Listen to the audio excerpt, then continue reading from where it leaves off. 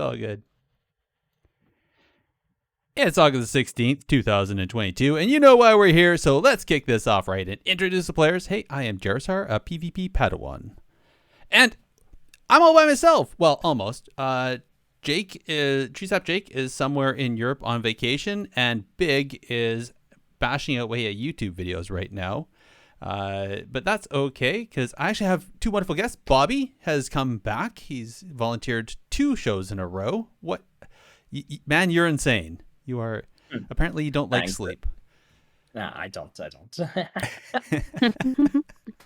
And we have Bina. Bina, thank you very much for joining us as well. And thank you for having me. Well, it's our pleasure, really.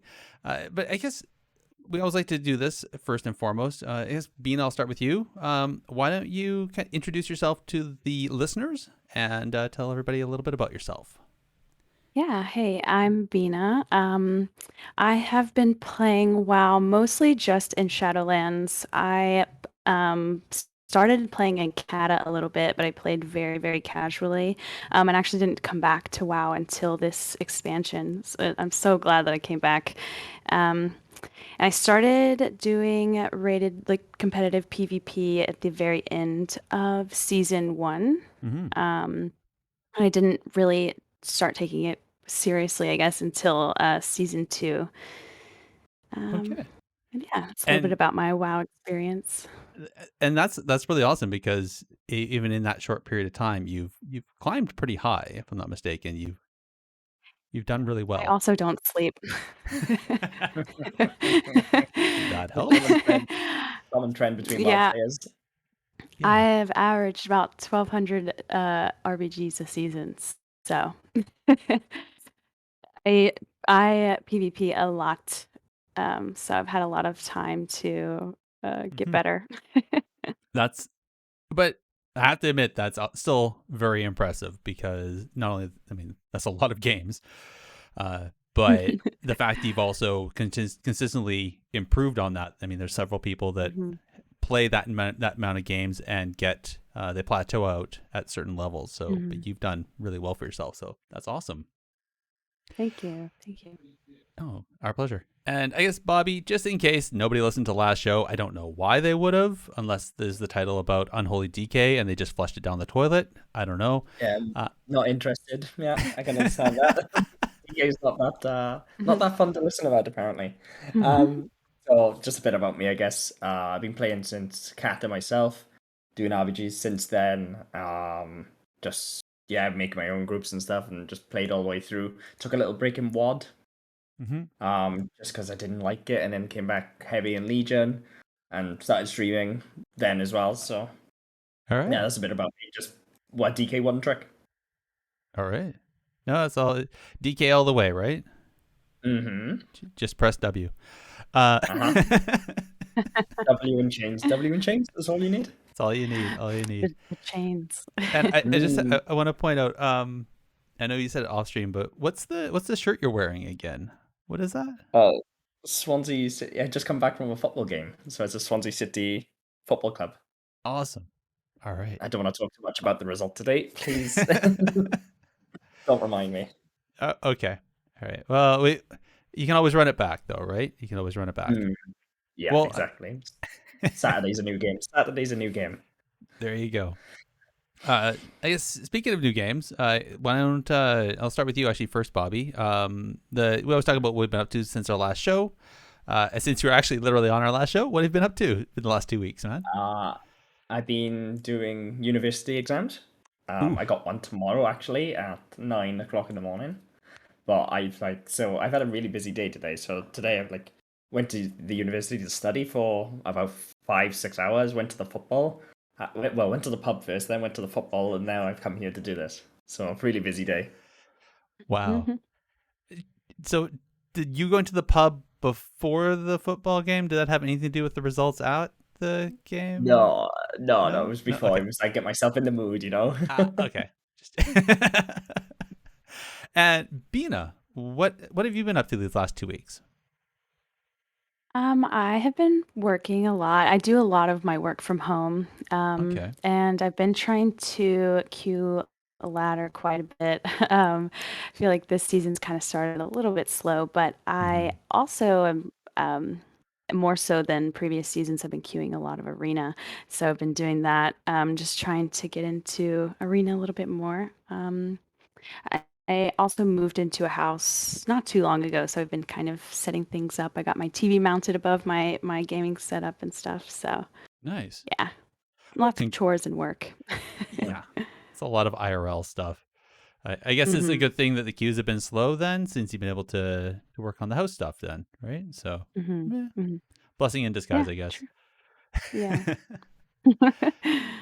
Well, I have to admit, all this first couple weeks, season 4 started, and I really didn't get a chance to play much. I have some biological children that don't live with me, so they're out visiting. So I end up spending a lot of the time playing with them and just hanging out with them and whatnot. So didn't really play a lot of WoW either. I think I got in 2 dungeons, and that was just for that was just for the what you call it now, the callings or whatever. Yeah, it's easy gold. Oof. Yeah. I tell you what else is easy gold is helping a lot of people out. You get some gold thread, but we won't talk about that. That's a touchy subject right now. See, I was in the impression that gold boosting was totally on board and okay, and nobody gets banned for that whatsoever, right? Yeah, totally, no one, absolutely, absolutely not. Well, let's save that little conversation for when we get to the news in a bit. But I like to go into our first one, which is the Need, Greed, and Pass segment. So let's roll into that and see, I guess what I came up with this time around. This likely won't be a clean fight, so keep your distance, eh? All right. So again, in this segment, I'll end up posing a scenario with 3 options related to WoW. And just ask you guys, and also the listeners, by all means, you can chime in on this one as well, on which one you're going to need, which one you're going to greed, and which option you'll pass on. So, being that we're talking RBGs today, I thought I'd do a little bit of RBG thing. So the scenario is that we're doing an RBG tournament. You guys are leading your own teams, and your tank or your flag carrier has decided that they're unable to play, so they have to bow out of the tournament. You're now forced that you can only replace them with one of the 3 pre-approved players. I'm having a hard time talking about this one. Wow.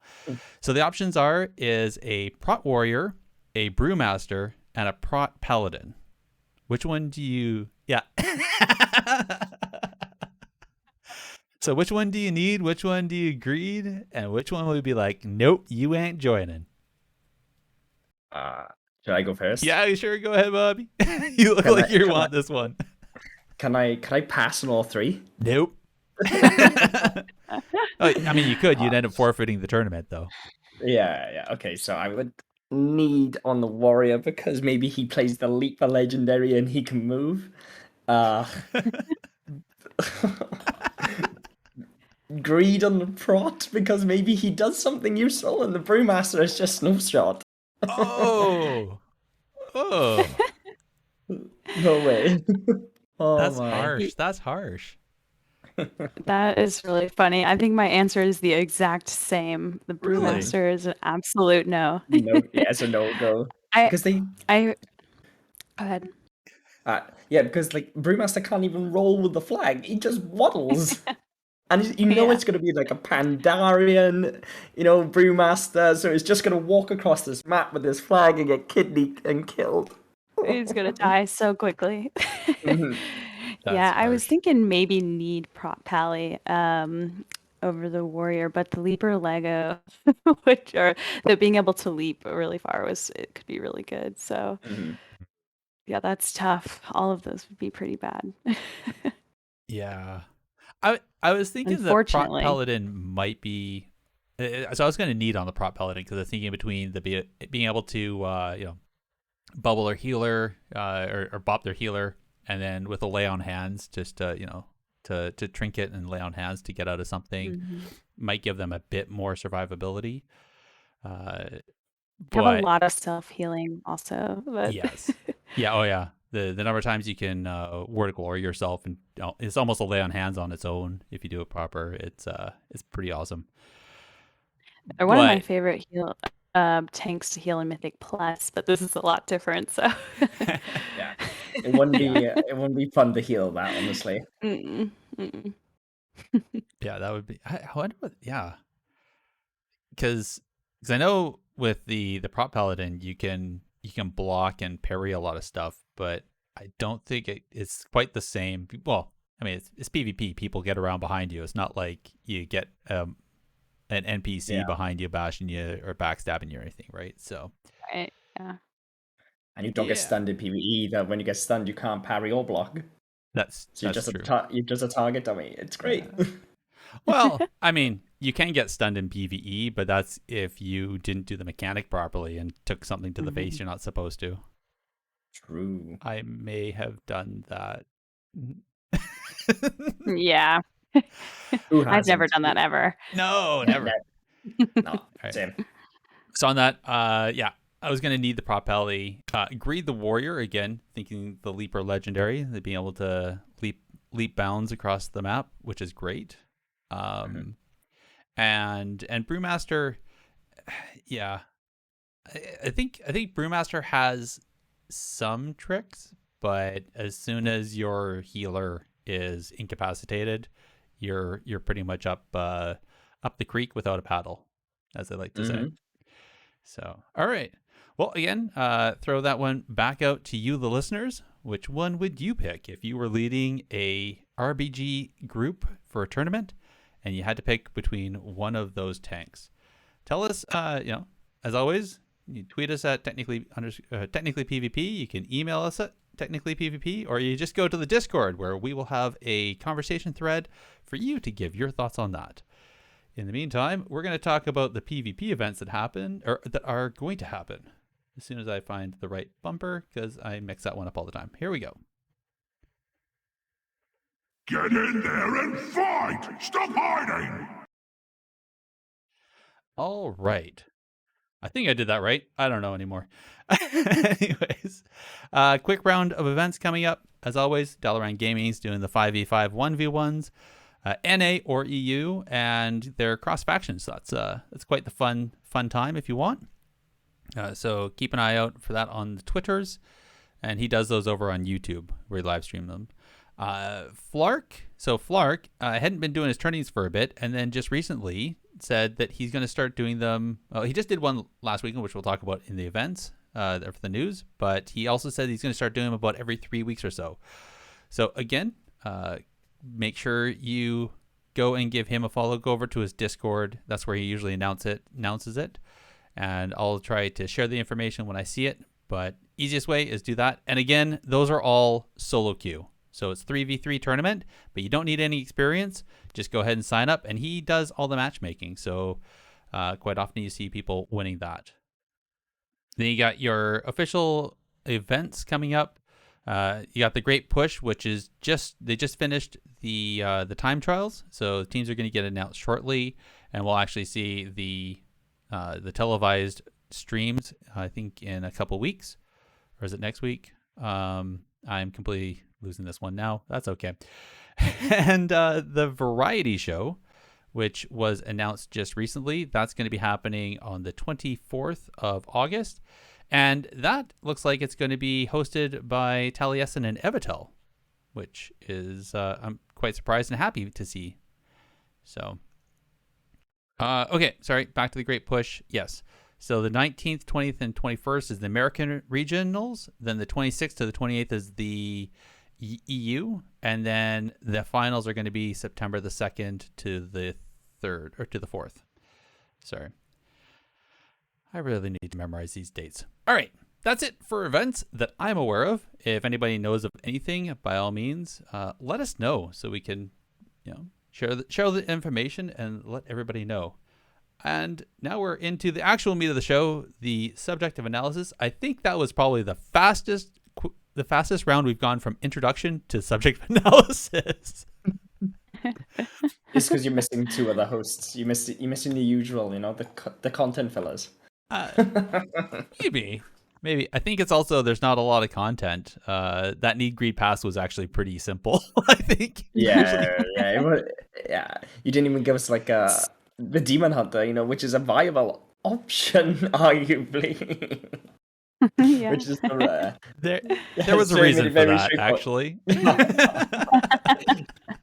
Yeah, everybody would need on it. Yeah. Can't throw you the easy ones. All right, here we No. go. Into the subject of analysis. I'm gonna light you up, sweet cheeks. Alrighty. Okay, subject analysis. So, RBGs. Whole reason why we're here, the reason why I asked you to join me is to talk about rated battlegrounds, specifically throughout all of Shadowlands, because, we haven't talked about them really this X-Pack at all. We've been doing mostly classes and everything else. So, I think I'm actually going to throw it to Bobby first, since you've been playing RBGs for, since Kata when they first came out. How have RBGs actually been feeling though? Like what's your take on the rated battleground scene so far? This expansion, Yeah. I feel like they started off really well. It felt really popular. I'm not sure if that was because of the influx of players, but it felt really fun just to play. There was like, and I think this is like a new expansion thing. When it starts, everybody's figuring stuff out, and it was definitely really fun at the start. But as the game has got more and more figured out, the meta built, what was good, what was not, it's kind of gone a little bit stagnant, really. So it's really like deteriorated into like, I don't know. It's like it's not actually that fun even to play now. It feels like, but definitely at the start of the expansion, it was fun when everybody's figuring stuff out. People are just trying things. They're doing different strats and stuff. Now everybody's figured out the strategies and everybody just plays to it. So it's predictable. It's kind of worn off a little bit, but compared to other expansions, I think it definitely is better than what BFA was for me. Maybe that's because like who I've like played with and stuff, and like some of the experiences. Not to say that I didn't have like good, like I think BFA season 3 for me was a really fun time, playing RPGs. But I think overall, Shadowlands season 1 was better for me. But I wouldn't put it past anything. Like Legion was really good for RPGs. Mott was incredible for RPGs. I didn't really play WoD. And WoD was pretty fun. Yeah, I missed. Well, I did play season 1 Yeah. for like a few weeks, and then that was it. I didn't play it for the entirety. And then Kata, I was very new to the scene, so I didn't really get to experience like the top end. Really, I got like 2.2, and that was it. That's good. Yeah, I think I can't disagree. I think like anytime season 1 is always the more active season. Like you said, everybody's trying to figure stuff out, and then as it kind of goes on, there's always that tapering off. And also I guess it depends. I guess it depends on how high you go to, because there's always the people that just get to 1800 so they can get their transmog, and then they're done. Right? They don't really push higher than that, I don't think.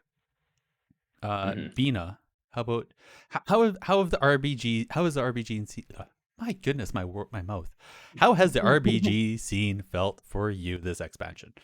Oh, Yeah, I think I have a unique perspective just because I haven't played any rated PvP before this X-Pack and or even the game at all. And I wish I had started in the beginning of the expansion. I was mostly just finding what character I wanted to play, doing a lot of PvE. So I didn't actually start doing PvP till the very end of season 1.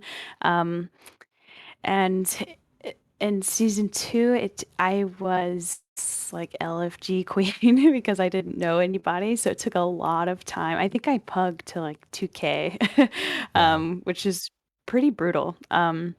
Just because you're never playing with the same people consistently. Of course, you see some people,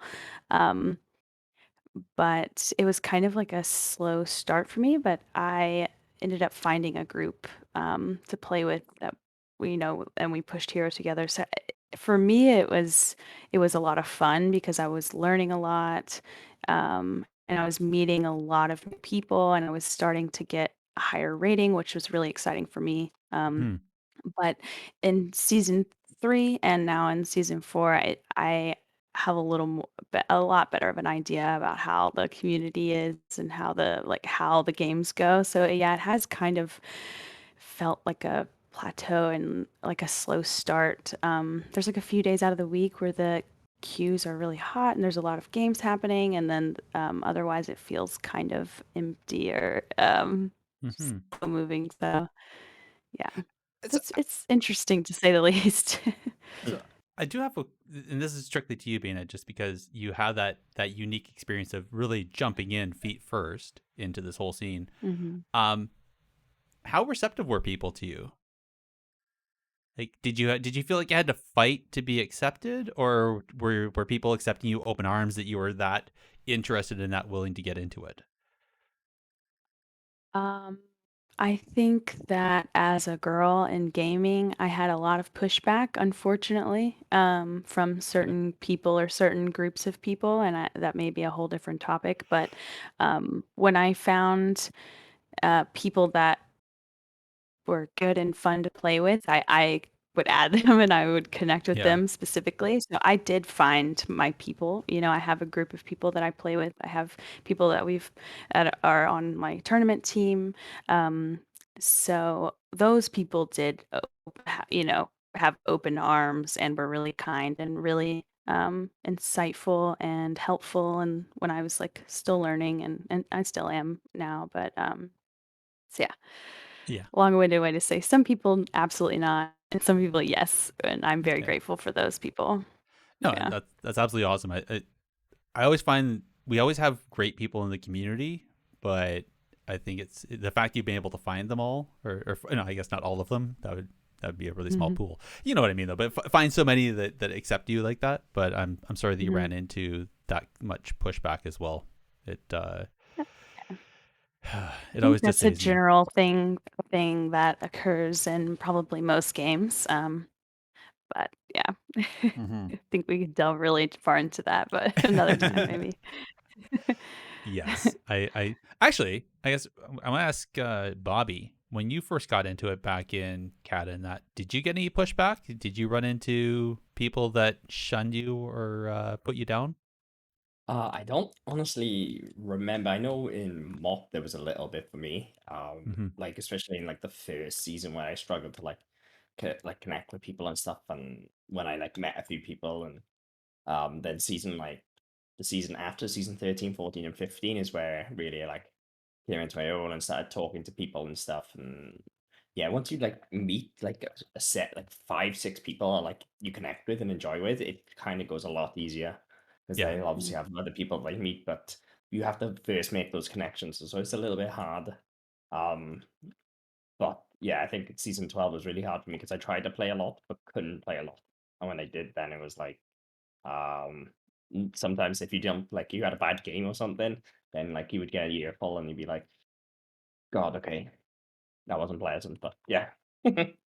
yeah, uh, yeah.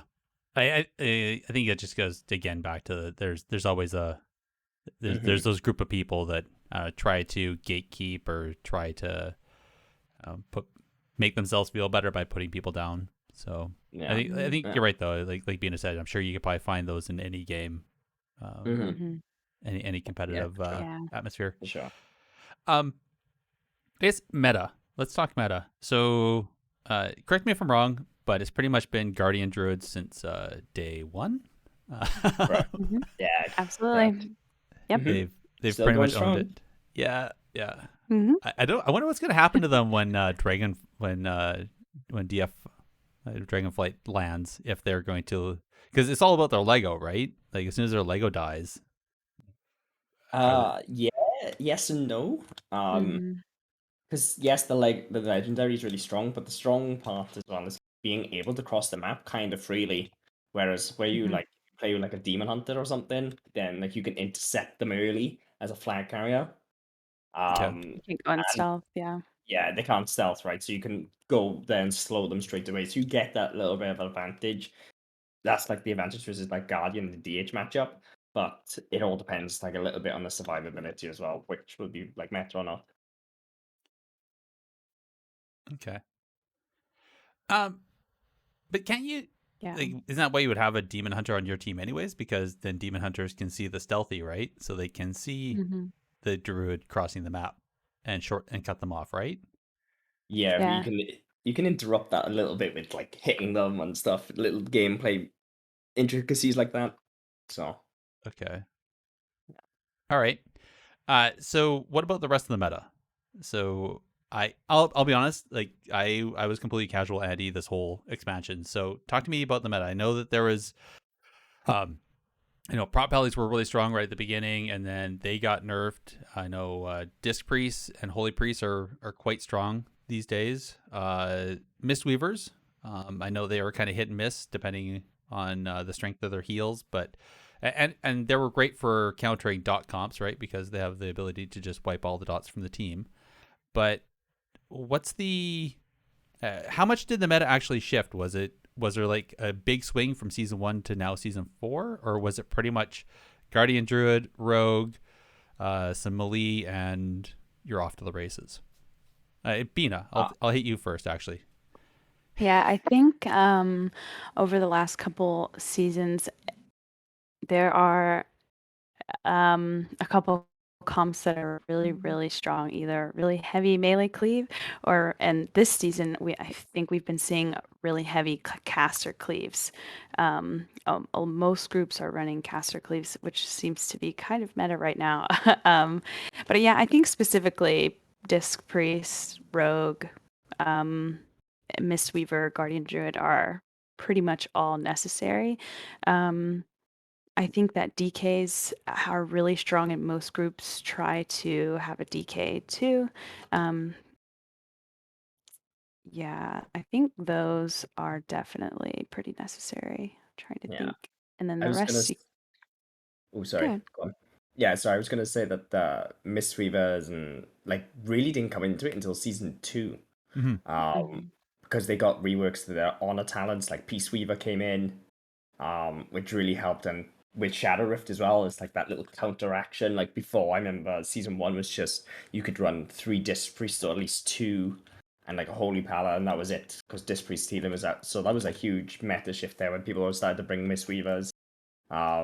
And then, like you said, the spellcaster cleaves are coming in with like the double AF Warlock playing like Necro because they buffed that Shadowbolt talent or something. Yep. And now they're like one-shotting now. Like, it's crazy. So it's been like definitely like early season as well. It was earlier in the expansion, it was like the Warrior Ret DK melee cleave.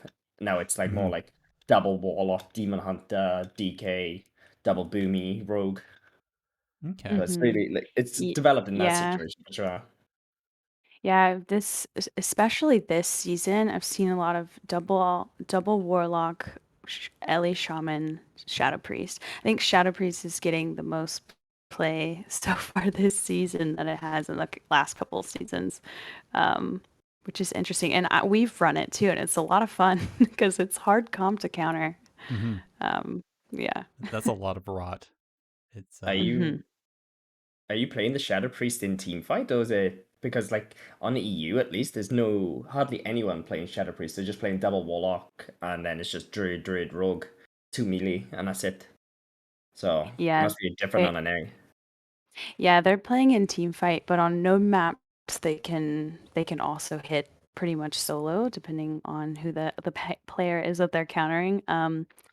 And on flag maps can be really good too because of Siphene. So, Mm. um, yeah, for flag carriers, and they just also have good damage. On top of that, a lot of rot. So double Affy, Ellie Shaman for the Affy for the dispel protection for the shaman's damage, and then Shadow Priest on top of that. It's just a lot to heal through. hmm. So Yeah. understanding that, I guess a little theory crafting, are you guys expecting that that's going to be the meta for the rest of this season, or are you expecting that people are going to see, okay, this is what everybody's playing, so we're going to start playing this because it counters that? Or is there even a counter for double Aflock, Boomy, Ellie? Like, I'm a Shadow Priest. I don't even know. That seems like a lot of damage. I think it's Yeah. just kind of. I think I don't think DK Demon Hunters. Yeah, Got they're it. definitely good at it. Yeah, they're definitely good at it. Like Spell Warden's good into that sort of spell, Mhm. like caster comp. DH also takes like a lot less magic damage. You could like run 2 DHs, so you don't like take too much damage for melee wise. And then they're able to push in and put pressure on these app warlocks and stuff. So like they're definitely good into it. But as for counters, I guess I couldn't think of any. Yeah. Maybe like an extra Yeah. Mistweaver or something. But again, then you Yeah, don't have maybe like double Mistweaver. yeah. Um, it, now they nerfed Holy Priest a bit coming into season 4. Have they dropped out of the preferred healer completely now? There's not a lot of holy priests that play in RBGs. I mean, of course there are some, but like Yeah. we don't play holy priests at all. Okay. I think that they have a lot of healing output, but it's just better to have disc priests for damage mitigation. And disc also has a lot of healing output. So um, yeah, I think disc is also probably better at atonement healing through a lot of that caster cleave. So Yeah. For sure. mm, I think that's always where disc is shone is not only between your bubbles and the dispel or the damage reduction, mhm, preemptive, but then also the atonement healing has always been pretty good. mhm, And I mean, mhm. really, you're also damaging, which is just also helping to kill things, which is better, right? Yeah. So, Yeah. uh, And I mean, holy is definitely still best for arena though. Holy see, priest. I'm not sure about that because I thought No, I I think they're wasn't. Oh, I was really? no. I think Holy Priest still has his place in like RMP matchup, and I think it's like some demo comps. It still has its place. Like demo Outlaw Holy Priest is really good, mhm, but Mhm. into like if you're playing like a midi cleave, like you could play like Holy Priest TSG for instance. I definitely think that's better with a disc now. yeah, And jungle as well. Jungle's still really good with a disc. I think he's even more stronger now with a disc than what is for the Holy Priest this season comparatively to last. Um, yeah, I Right. think disc Okay. disc is definitely like strong. Like it's sure it's a CD like in arena. It's like a cooldown based healer, so it always wants to kind of have something running.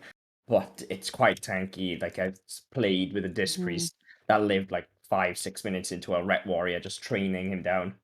Like it's crazy, and like just like Yeah. rotating his CDs. It's nuts.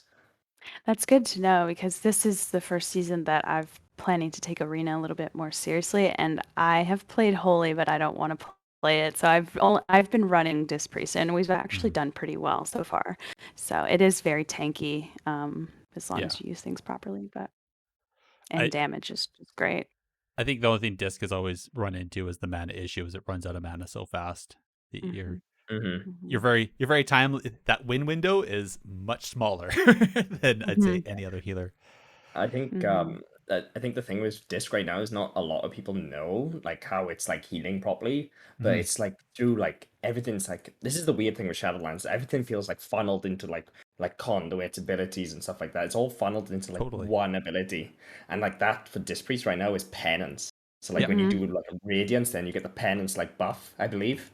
And then you Okay. like do a big penance for this healing like 25k a tick.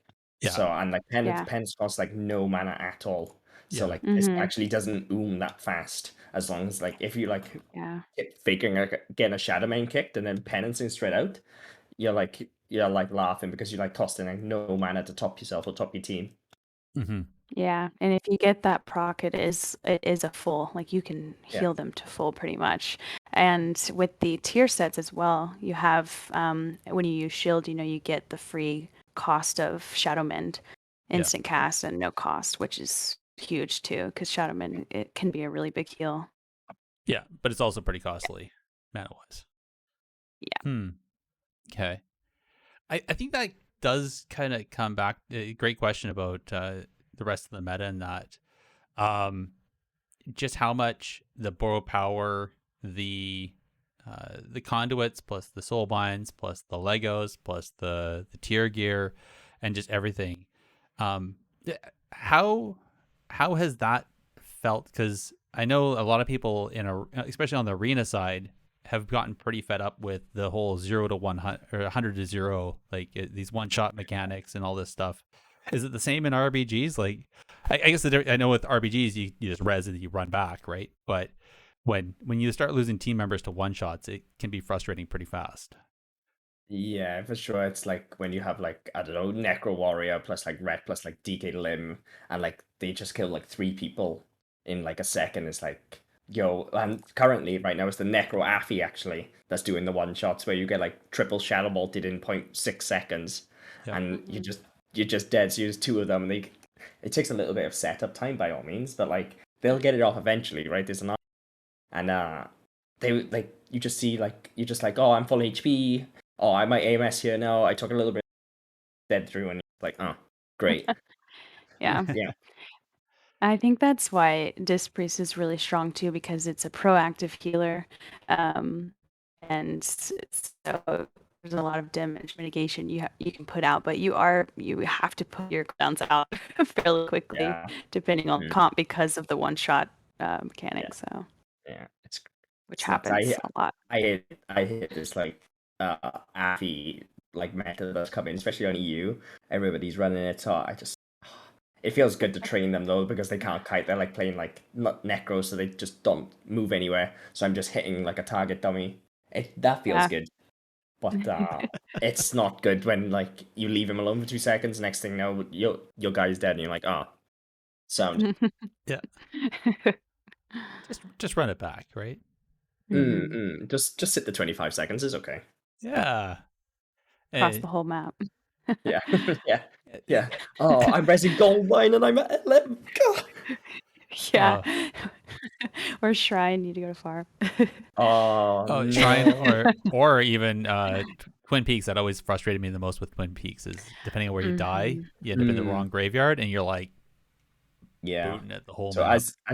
as you push further, like into the enemy side of the base, as you like cross the bridges, Yeah. that's where like the graveyards are. Like they swap. So if you like pass the bridge on the Horde side and the Alliance side, you die there, then you res at the back graveyard. If you die like in the midfield, you res a mid. So yeah, I know it's sometimes you're not expecting to die.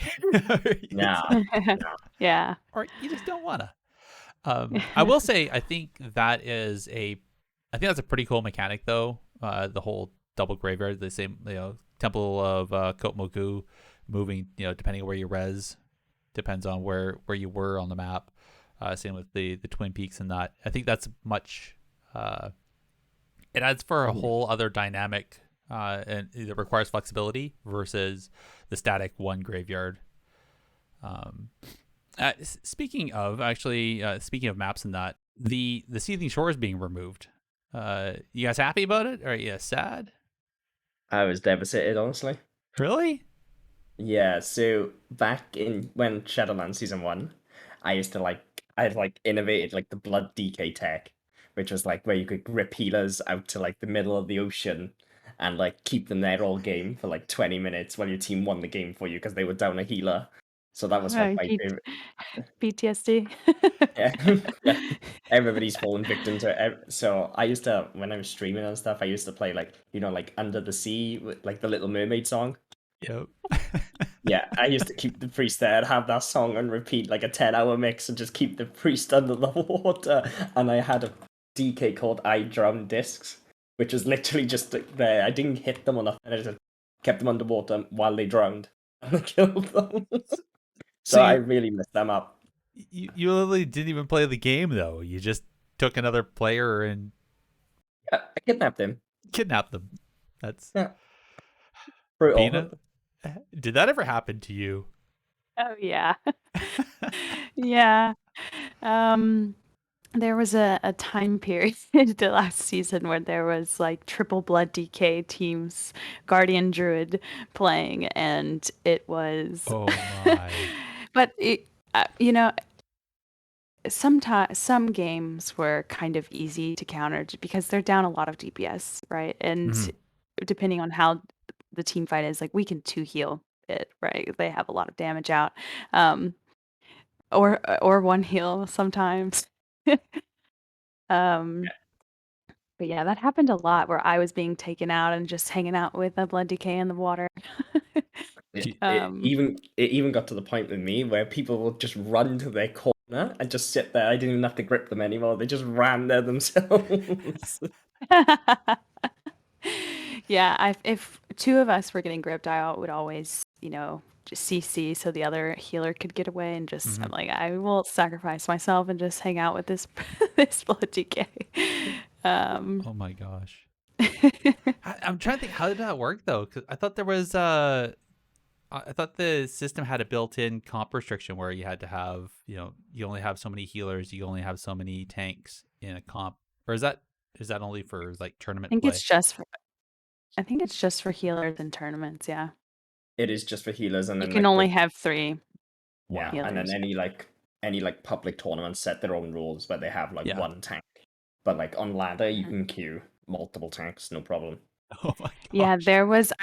I actually was looking at my old screenshots a couple days ago and I found one at the very end of may have been the end of season 2, but it's a team that had I think one priest and in the rest were all guardian druids. Yeah, Like it was nine guardian druids.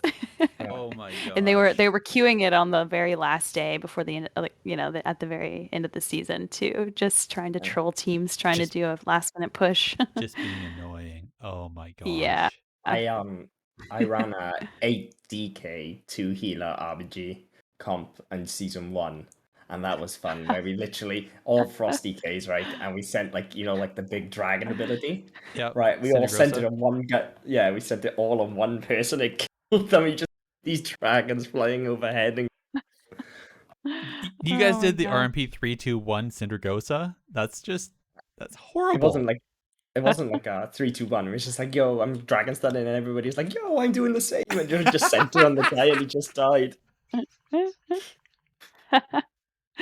Oh Mate, man. I shouldn't laugh, but that's funny. it's good. Yeah, it's literally you just. I'll have to find you the clip. Right, it's on my stream somewhere. But literally, it was just overhead in Oh, dragons. Oh my gosh. oh my gosh. That's Yeah, funny there as was a time when I joined the Blood DK team and I was like, I feel evil right now joining you guys. I feel like I've betrayed my team. across the dark side. It was kind of fun playing with them. Yeah, Oh my. Never again. So there we go. So I, Bina, Seedling Shore. Happy it's gone, sad it's gone. I had only played it in random Okay. BGs and in war games this season, this X pack. So, playing it in war games was pretty cool because I didn't know strats at all. So I was just yell at me where to go. I Yeah. kind of got it after a few games. It does seem fun, but I don't really know. I haven't played it enough in a rated setting to, or um, high end setting, I guess, to know if we should stick with it. so a good thing to know about Season Shore, my team actually got the timer put in place because we made it in BFA Season 3 where we had a 2-hour Seething Shore. Oh, you what? Oh my gosh. Yeah, we stalled the game out for 2 hours, right, playing, and we won at the end of it, even though we were losing heavy, and Yeah. then we won at the end of it. But it was a 2-hour game, and I have the VOD on my YouTube actually, like All right. literally a 2-hour Seething Oh Shore my game. gosh. That is Yeah, horrendous.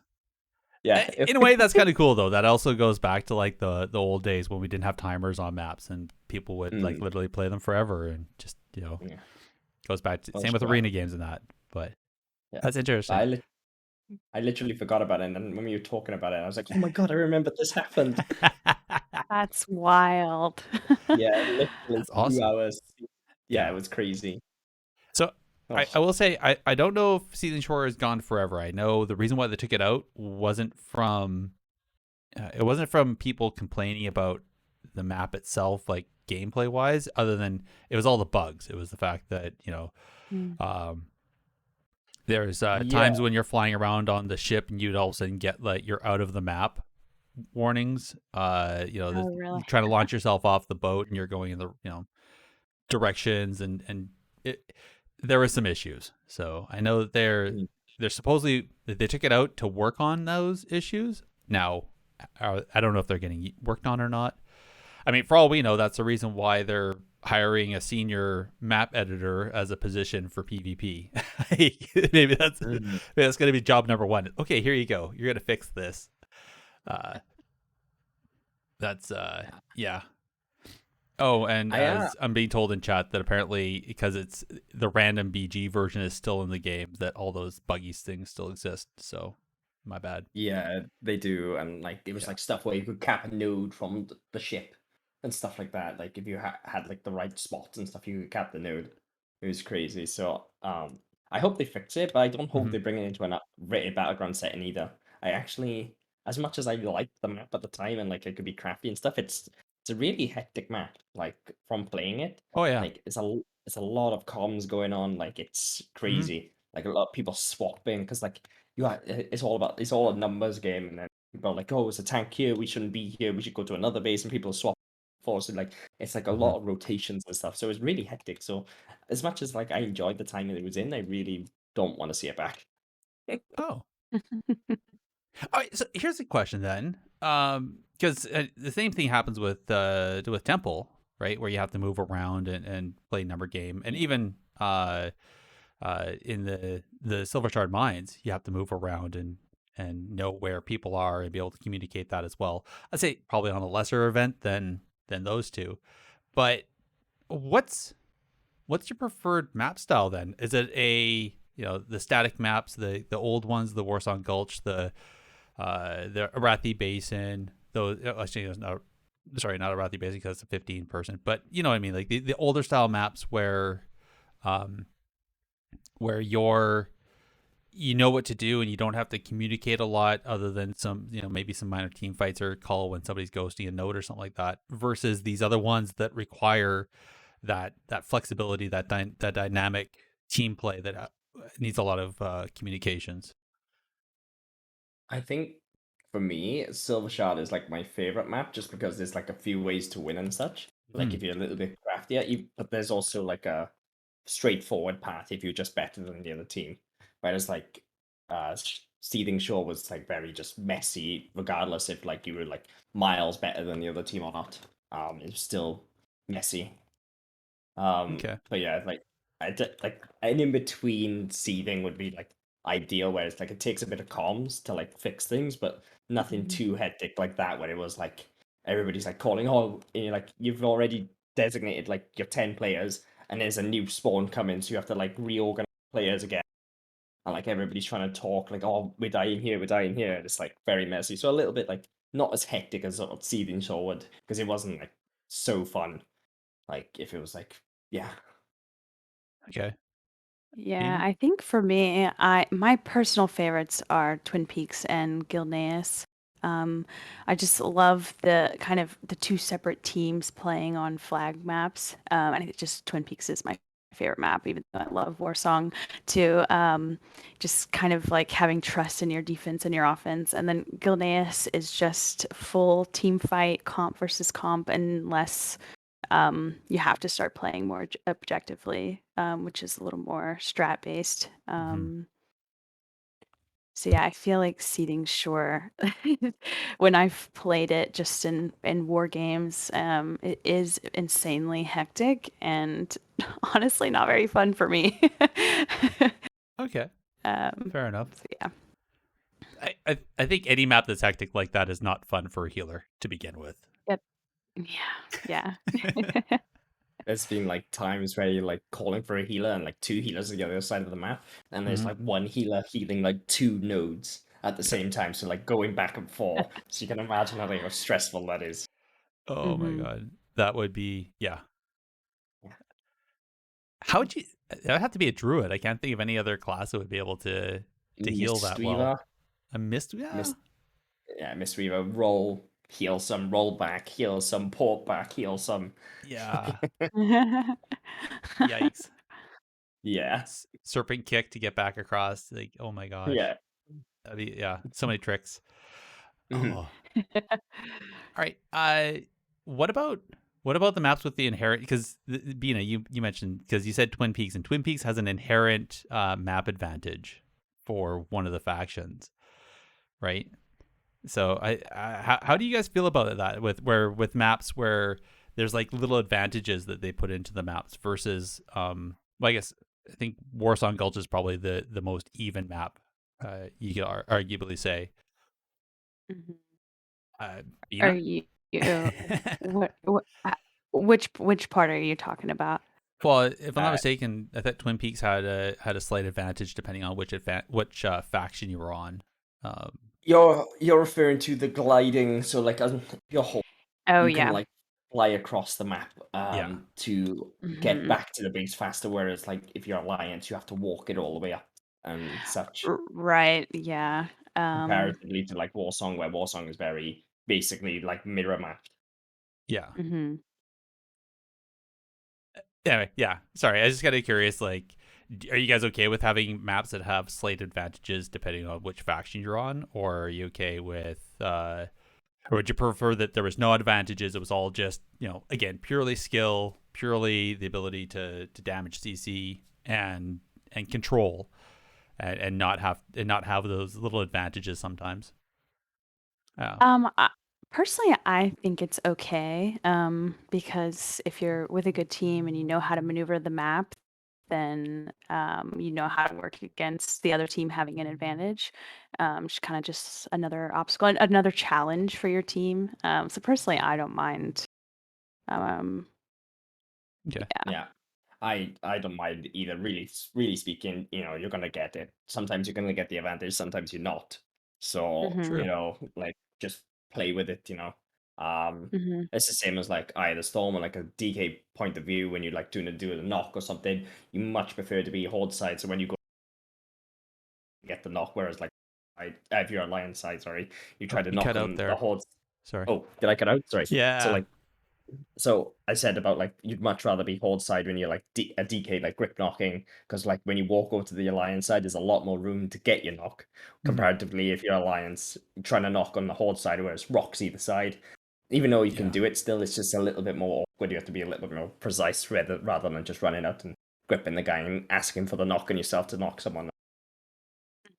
Yeah, True. which True. I kind of appreciate the challenge there. So I don't mind the advantage that's given. Yeah. Yeah, yeah. You also have to like position differently and play differently depending on hmm you on. So it's like it's a bit of fun, it makes it a little bit more interesting, and hmm it also adds like flavor. So like if someone's really good at like using an advantage, then it makes the game a lot more challenging.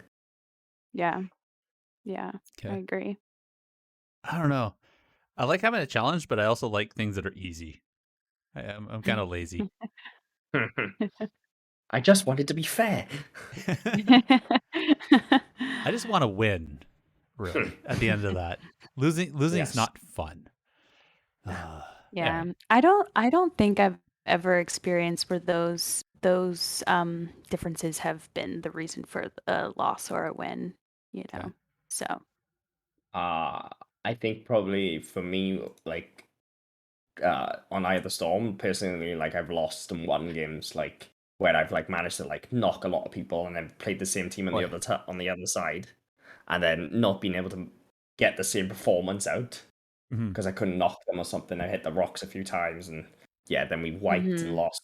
So like I've personally been fallen victim to it, but yeah, I wasn't thinking about EOTs. I guess maybe in that instance, yeah. mm, But uh, definitely like performance based, like gone from like 2 games against the same team, one winning because I like could like just knock all the time, and then uh the next game and I couldn't land a single one.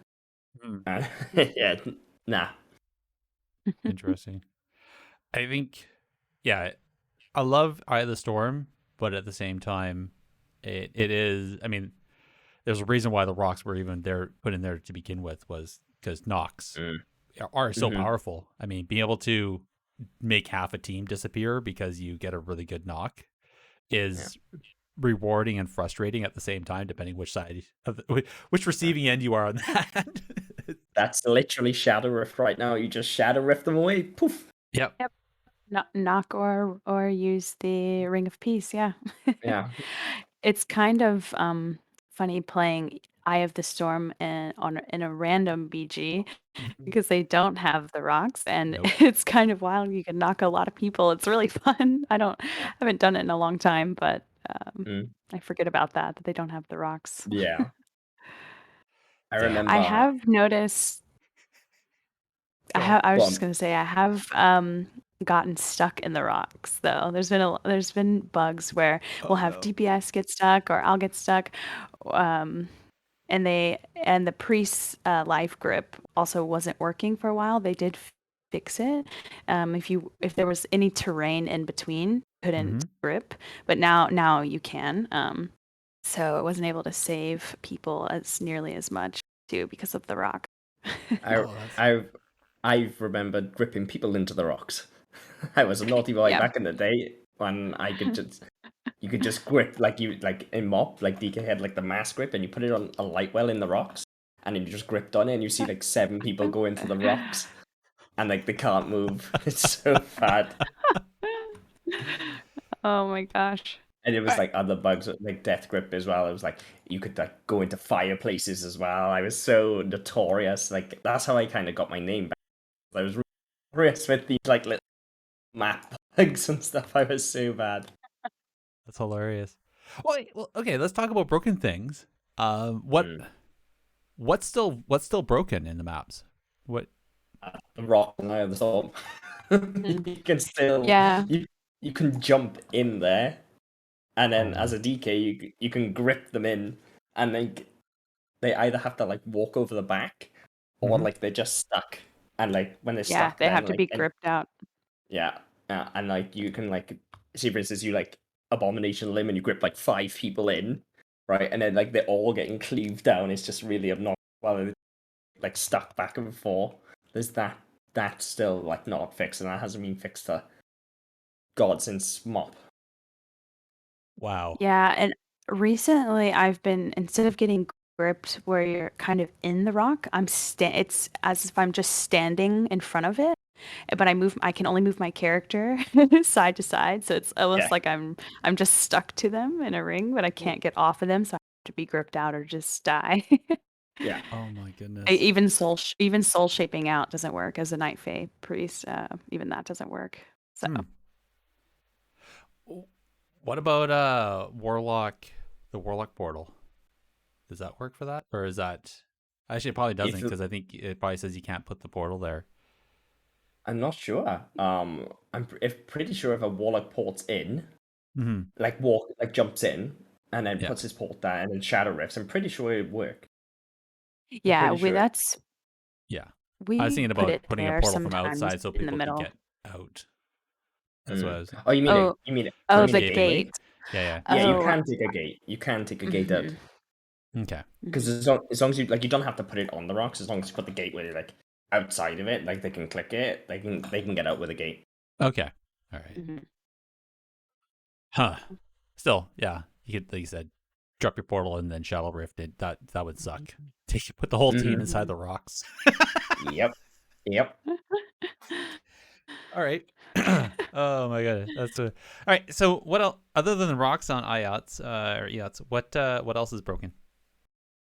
Give me the juice. I think I haven't. I personally have only experienced this a few times, but people are still falling through the map.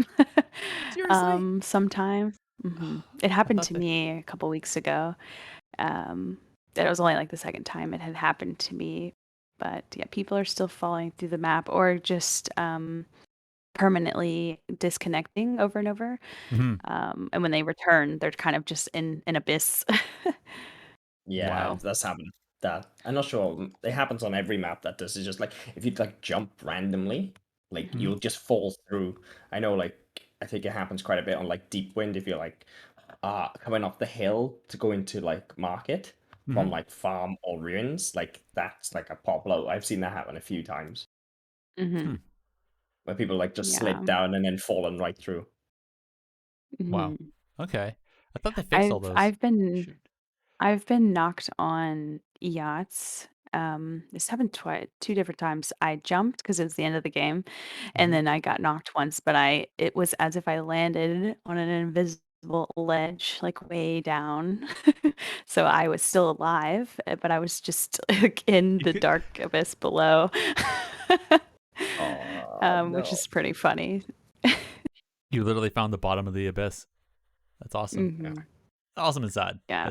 That's unfortunate. All I right. think there's a reoccurring theme here with the storm being not very well designed. Yeah. Which I'm kind of dismayed by because I thought it was a great map. I thought it was put together pretty well. So Yeah. Yeah. These all TBC It's maps, you know. definitely buggy.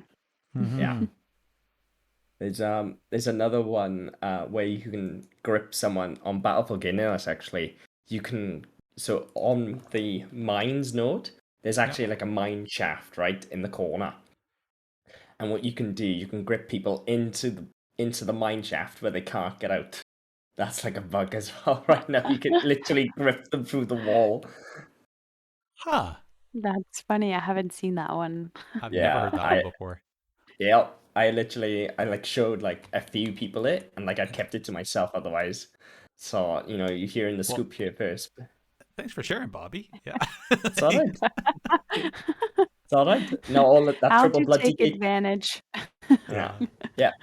That triple blood TK team you're on about, they're gonna love Battle for Guinness now. Oh yeah. Let's hope they're not listening. Mm. Yeah. Don't link it to them. Don't link it to them. Oh my. There's also still, if a priest mind controls someone, it Mhm. uh, disconnects them. So that bug is Yeah. still Yeah. happening sometimes. Yeah. I thought It they did it a pretty good happens job trying to very fix that, but it's still broken a bit. uh-huh. Yeah. Yeah, it hasn't happened to me in a while. And the first time it happened to me, I was like, "Oh, wow, did that just happen?" Because I am a priest. So I don't think I've ever disconnected anybody. But yeah, Yeah. Did you guys trying to think did of you guys see bugs. what's happening on Dragonflight now with mind control?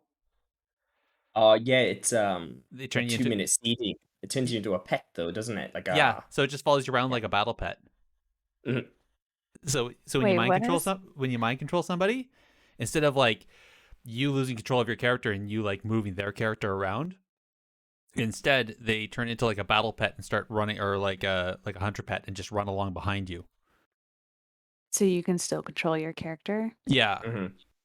Wow, Yeah. okay. I did not It's read that. Yeah. I saw I can't It's remember, kind I of saw awesome.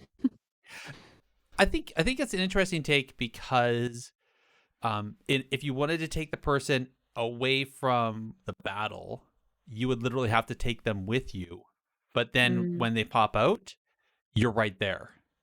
So it's definitely a that's higher risk and true. reward. But it Mm. yeah. Anyway, I think it was an interesting take on it. I don't know if it's meant if it's like gonna stay or not, but I don't know. Yeah, I think that it's is pretty cool. interesting. It's like I like hope they like keep making just more changes because the game is like figured out, like I said earlier. Mm-hmm. So once it's figured out, it gets really stale. So like even like doing new PvP talents every season or something, like it just keeps the game interesting and fun. And that's kind of what happens. Like why like it dies from season to season till like the Yeah. next expansion comes out. So like Mhm. doing like these like changes to talents and stuff like definitely is like I'm all for it. Mhm. Well, all right. Well, what are you guys excited about for Dragonflight then? All right, are you paint? I don't know if you even looked into it much or no. Like, are you? I know we're talking like there's really super complex talent trees where, I mean, it doesn't look like we're gonna have cookie cutters. It's gonna be like 4 or 5 different talent trees depending on what you're up against to counter comp. There's no board power. Some of the board power we're seeing right now is going to be baked into the tree. So, but also there's no new maps that we're aware of yet. Um, Mhm. I think Bina, what about you? Are you excited for Dragonflight? Is there anything there that's exciting you? Yeah, I'm pretty excited about it because I haven't played one expansion into another one, so I'm Mm-hmm. interested to see how that changes my gameplay and just, I don't know, learning new things, and maybe playing other more classes. Um, I'm really excited about being able to customize disc priest damage and healing. Mm-hmm. And I've looked at the tree. I've watched a couple of videos of people talking about it. It seems like it's going to be really interesting. Um, and so I'm mostly excited, I think, about the talent customization.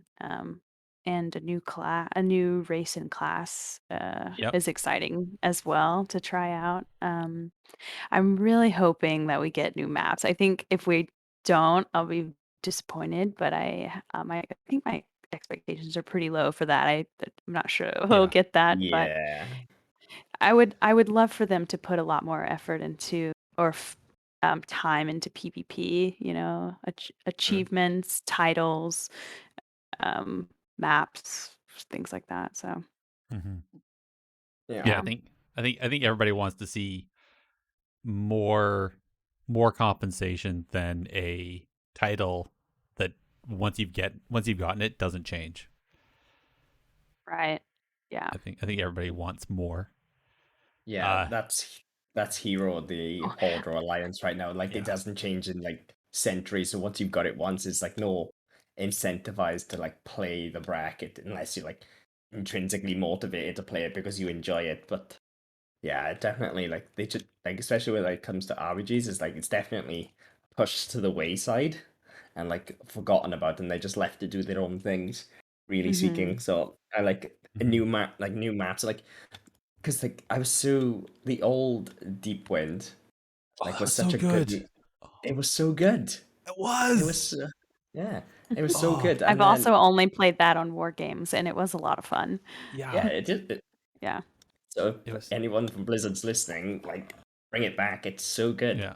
Like okay, it wasn't like I think it was like very difficult, like in like not raid setting, but like just a cute like a random BG. Mhm. Like I think it was like a lot of people did enjoy it, but it was definitely a lot of fun in the rated scene where like you had like a lot of ways to win. There was a lot of intricacies. Yep. You could play it very differently, and like it was like that was like I think that has been my favorite map of all time. It was such a I don't know. It felt really well designed. It was Mhm. to do on the map where you had to communicate, but then like it wasn't too big like Seething was, because that was the issue with Seething. It was so Yeah. big and Yeah. like a lot of points of contention. Whereas Deep Wind, it wasn't that big, but it was like a lot to do in it as well. And like the new one is so it's not even fair because like Alliance have like a reset on their base, and like as like Horde side, you have like a Berserker.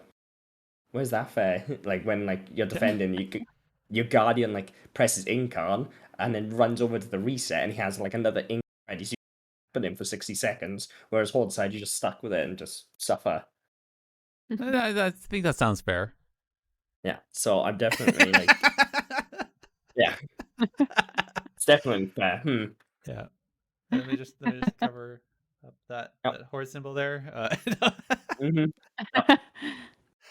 uh, I think that if I'm not mistaken, the main reason why they changed Deepwind Gorge was because once Demon Hunters came into the meta and just how much it changed that map, that it was just chain running carts back and forth, that then they're like, okay, the we implemented a class that literally broke the intent behind the map, right? So Yeah. there's like, well, I might as well just change it because there's no way to fix that. But that was actually the fun part about it when you like played like two DHs. That was like a strat. Like some teams didn't Yeah. because like you didn't need to. You just had two bases and you could just run one the flag like with a boom. And then like Yeah. another team had done two DHs and go for the one cap. So, like the intricacy there was like how well you slowed these two DHs or Mhm. not. Yeah. So like it wasn't like a set in stone strat where you have to have two DHs. At one point it was, but it changed like the meta changed where if you held two bases Oh, I know. to win. So I know, Bobby. yeah, I'm just saying that's what they said. The reason why. yeah, uh, I mean, for all we know, it's because the dev didn't want to change to DH to be a flag runner. So. rude. Yeah. I don't want to run the card anymore. Yeah. Stop making me be. I want to play my prop paladin. No. Yeah. Okay, so evoker class quickly. I mean, clearly that's going to completely change the meta. That's a new hero class that's coming into Dragonflight. Their new ability, the Come With Me, looks like it's going to be very broken for Battlegrounds and for rated Battlegrounds. Trivia question: Are either of you going to swap to an evoker, or are you going to stick with your mains? I'm definitely gonna play it, but Is I'm that probably you gonna going to make it stick your with my main? main. Oh, okay. You stick with No, priest? probably not. Okay. Yeah, I'll probably stick with priest. All right. Bobby? I definitely won't be swapping. No shot. Yeah, I'm excited to play it though. It'll Mhm. be a fun alt to play, but Yeah. yeah, I I just love priest too much. I hear you. I hear you. I'm wondering how many nerfs they're going to end up putting into season 1 with the evoker, especially when we saw what the demon hunter class brought, and the things like they did, like where you're flag carrying and you have the flag, you run down so you can't do your charge as a DH and stuff like that. I'm just wondering if they're going to start, if they're thinking about that beforehand now with the evoker class and some of the abilities it has, or if it's going to be an oops into season 1, which I would find very unfortunate, because it would suck if somebody switched over to evoker and then ended up halfway through a season get nerfed to the point of inability Yeah. to do a job. hmm I feel like mid-season changes are like really rough. Like I feel like if they're gonna make changes and they want to make them like, I feel like making changes at the end of the season is good because people invest like a lot of time into their characters and such. So it just feels bad to get nerfed halfway through. So I think like definitely bringing seasons shorter if you want to make changes to a class. Say, for instance, is really good. Like in Mythic Plus, for instance, like they held off on the Warlock changes. So like in PvP, they should do that as well. Just hold off, and that also keeps seasons fresh rather than just mixing up mid-season. I think it just feels bad. Yeah. Yeah, I agree. Yeah, I hadn't thought about that before. I about waiting till the end of the season. I think that's smart. And Yeah. then just make, if they just make seasons shorter, hmm because it's all like if you speak to anybody, the seasons are always fun at the start and towards the end of a season. So why just not have more of them and just put a little bit more time into like maybe the gear and like looks season to season, even the mounts and such. Just I feel like that's where it's like, if PvP, for instance, feels to the wayside because it just feels like you bundle together, or that's what you're getting and that's it type of thing. Where it feels like you could just put a little bit more into it and it would be a lot better. Yeah, if we can expect a lot of changes, just new expansion, new class, what you said make the season shorter. What do you think would be a good time? I think Like, 3 to 4 months, like 16 weeks, I hmm think is a good season. I Okay, think that's what then, I was thinking too. 16 weeks, because then that's like you have 3 seasons a year, you have 6 in a expansion. I think that's not too rough to ask for, really. I hmm think, and like all they'd have to do like per season is like tune classes and then maybe some people talent. I don't know, from like season 1 to 2 is like the same PvP talents, then 2 they change, 4 to 6 they're doing like another change of PvP talent. Keeps the game relatively, and like they just do nerfs and balances in the like from season 1 to season 2, and then season 3 to season 4 is like nerfs and changes, and then season 5 to season 6 be nerfs and changes. So then it keeps Yeah. the game fresh. Well, I love that Without about Legion. Legion was awesome for all the seasons they had, and it was great. yeah, How many seasons were there? 7 Yeah. Wow. Okay. it was over two and a bit years. So it was 7 seasons. Yeah. hmm I think Wow, that's a lot. Yeah. the last one lasted a little long, but that's just, it was end of XPAC. So Yeah. Mhm. I don't disagree. I feel the fact that it's a PvE game first and foremost, and then PvP is slapped on top of it, and they try to use gear as that carrot to drive people through PvP. I feel I think you're right. I think that's the wrong incentive, and it Yeah. yeah. PvP, like, people don't PvP for gear, they PvP because they enjoy PvP, right? So even if you didn't change the Well, gear from like 2 seasons, right, that's not going to be the driving factor for people to PvP. The driving factor is because they enjoy it. So like if you make it intrinsically fun, then they'll play it more often. I will disagree with you there, because I've received a number of people that have told me and messaged me saying that their preference is to be overpowered and just smack people and feel good about it. So like it's not about getting that win because you did some really cool thing or you had some ability. There's a number of people that like to be overgeared, overpowered, and just do a one shot and laugh because they, they're the big bully on the small kids playground and they have fun doing that. I'm genuinely surprised at that. I mean, I think that would come down to more like class balancing than gear. But yeah, I'm Oh, you generally could totally go surprised the that same way. Yeah.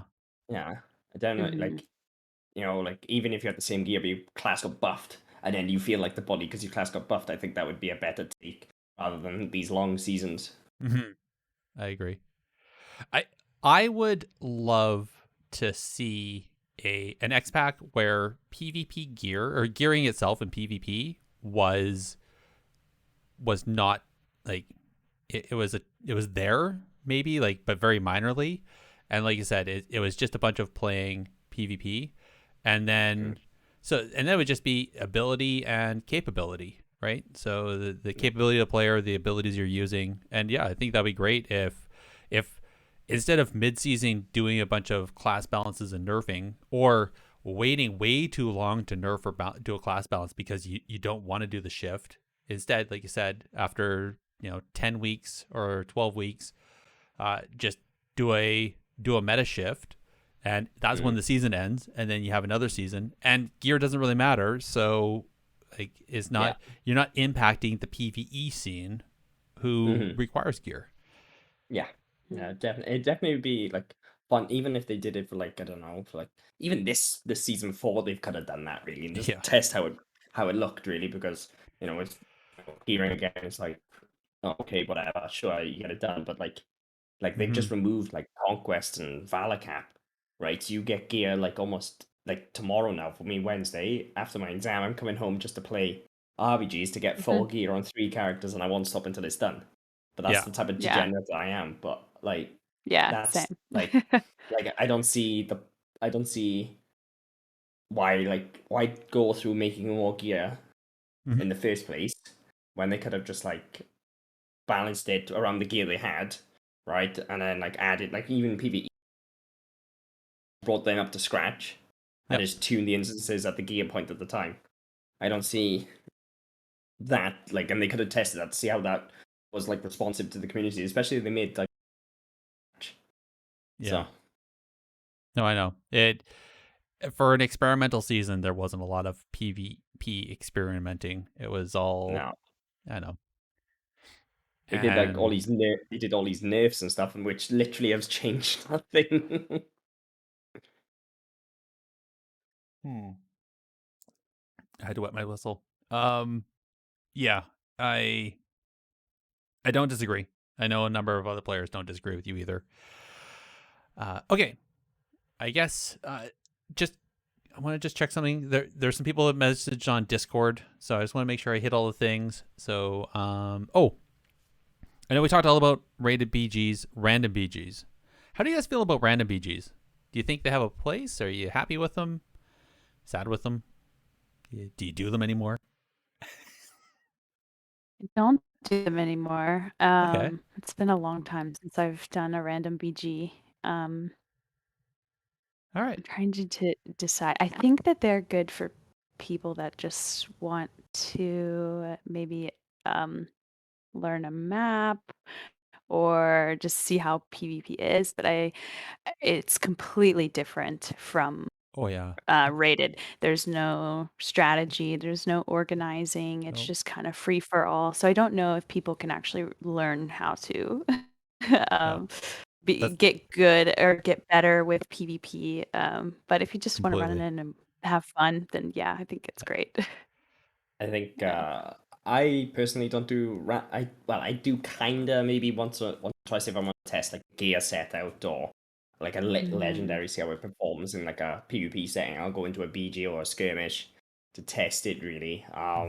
But I think like random BGs and the difference between like random BGs and rated BGs is so it's crazy. I think like you get Oh like yeah. that's why like I can't even think how to put it into words really. It's just you just like it's definitely a way different experience. Like Mhm. the bully like kid school analogy you had would definitely like simmer well in like a random BG way. you like two-hit him and laugh about it. That's Yeah. definitely like a random BG buy where I would go for. Like I'm like fully geared, like I have a DK 300 eye level before now next week, and like I would go in there and just hit people with like big obliterates for fun, and that Yeah. would be funny. But like that novelty wears off. Whereas like definitely with RBGs is like a lot of strategy and planning and stuff, and so yeah. There's So I don't. really no expectation. You can't have any expectations for random BGs. You just never know how they're gonna go. True. You True. could four cap a team and then they'll reverse four cap you in no time. Like there's just no. Yep. Yeah. I've been there. I think Mhm. the best ways anybody ever talked about randoms to rateds was former co-host Winstead, and he said random BGs are the LFR to and heroic and mythic rating is your rateds. So I mean, you can go in on an LFR and see a dungeon, but you're not actually like experiencing it because it's LFR. Right. Yeah. Yeah. All right. Yeah. So I think aside from, how about this one? Aside from a tank for a flag cap or a flag carrier, how do you feel about actually a tank in an RBG? Do you guys think that tanks actually have a place in RBGs? I think like they're quirky in the sense of like, for instance, the blood DK thing I did it like back in the beginning of Shadowlands season 1. That was definitely quirky and fun to do because nobody did it, and yeah. And then there was also back, I think it was BFA, where there was like prop pallies could like magic bot people while they capped the flag and you couldn't stop them. So like the little quirky things, yeah, sure is frustrating, right? But I definitely wouldn't want to get rid of them as much as like in maybe an arena, like it's obnoxious. But like in like RBG and stuff like that, because there's so much you can do and so much intricacies, and you can stop things and such. Definitely don't feel like it's a bad thing to have them or have Okay. like a niche, like the nicheness there, because that's like where it gets fun when you do like the quirky to win a game. You like, oh, you discovered something, so you tested it and it worked well, and you do it. Feels really rewarding in that sense. So I definitely think like having them there is not an issue. Maybe like limit them to like maybe 2, so it's not like you don't like cheese totally someone out, Yeah. because I mean, admittedly, it could be a little fun, right? But it's like still not like that good for the Admittedly, game. we just laughed about a 9 team of Yeah, Guardian exactly. Druids and 3 Blood Yeah, DKs. Yeah. I mean, yeah, it's kind of funny, yeah, but They lost yeah. the game, by the way. oh, awesome! They lost the game, by the way. Yeah. Yeah. I definitely like having. We don't, on every single map, and maybe even on some maps where people would run them, like a Gilneas, right? Mhm. But yeah, I think that they can be really good with helping with objective play, and also Mhm. if you're in a match and your team is kind of struggling, they can be really good with, coming in to spin the flag or whatever. So personally, True. I think it's good to have at least one when Okay. necessary. So yeah.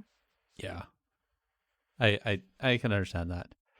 Mhm. And uh, one other one, class and spec stacking. Well, especially we're talking about 10 players usually. So, what do you guys think about class stacking? Are you okay with it? Do you think that's all right, or would you be more preferable if they reduced that where you couldn't actually stack? I think any more than 2 is a little bit Yeah. like obnoxious, because I see like, I think I saw like 8 warlocks or something. And even again though, it's still fun to play these like little fun comps. So like I said, I did 8 DKs and stuff. So like, does it like ruin like the? I don't think it ruins anything at like the competitive scene, at the high scene, but it also like just removing class stacking then would definitely like kill off like some of the like quirkiness that the So RPG a bracket bit of fun. has. Yeah, exactly. Like it's definitely like fun Mhm. to like play like 8 warlocks, 2 healers, or 1 healer, 9 warlocks, Mm-hmm. and like, going Yeah. in and just trying to wipe teams and trying to win. Like it adds like a flavor, like it doesn't last for long. It doesn't hurt No. a lot of people doing it. Um, but I can see where like the argument, like especially like with like the double Necro Aff Warlock one shot in 2 people, it can get really tedious because like if something's really broken and you stack it, it's Yeah. really tedious. But again, you have to ride these like waves of like but how classes are. Because I remember in Legion there was like people played like double Hunter, and like you could like stand like 60 yards away and spin flags and nobody could hit you because away. And it Yeah. was like it was crazy because like it was so hard to like cap a node or something because Hunter's just shooting from 60 Yeah. yards away. And kiting you. Mhm. Yeah. It was like on But yeah. eye of the storm where they just perch themselves on the ledge, like over to the left or the right, depending on what side you're on, and like you couldn't get over there to hit them middle, right? But they're just like shooting down, and you could never cap the mid flags, and nobody ever played for it if it was like an Hunter there. Yeah, I agree. I don't necessarily think people shouldn't be able to, because it is kind of just this like quirky, fun thing that people run sometimes. But on like a high competitive level, I don't think it's sustainable. So people aren't gonna run it regularly. Um, Okay. yeah, there was something else I was gonna say about that. But yeah. No, it's, I was gonna say it's kind of funny if there's like an all warlock team queuing. It's kind of like the smoke signal goes out in the community. It's like everyone knows that the Yeah. warlock team's queuing, or this all stealth team queuing, and everyone's trying to counter it somehow. And so it is kind of fun, but I think that's pretty it's tough if awesome. you lose to them a lot, over and Yeah. over. If you're in a ladder series and you're losing, but Yeah. Definitely not fun then.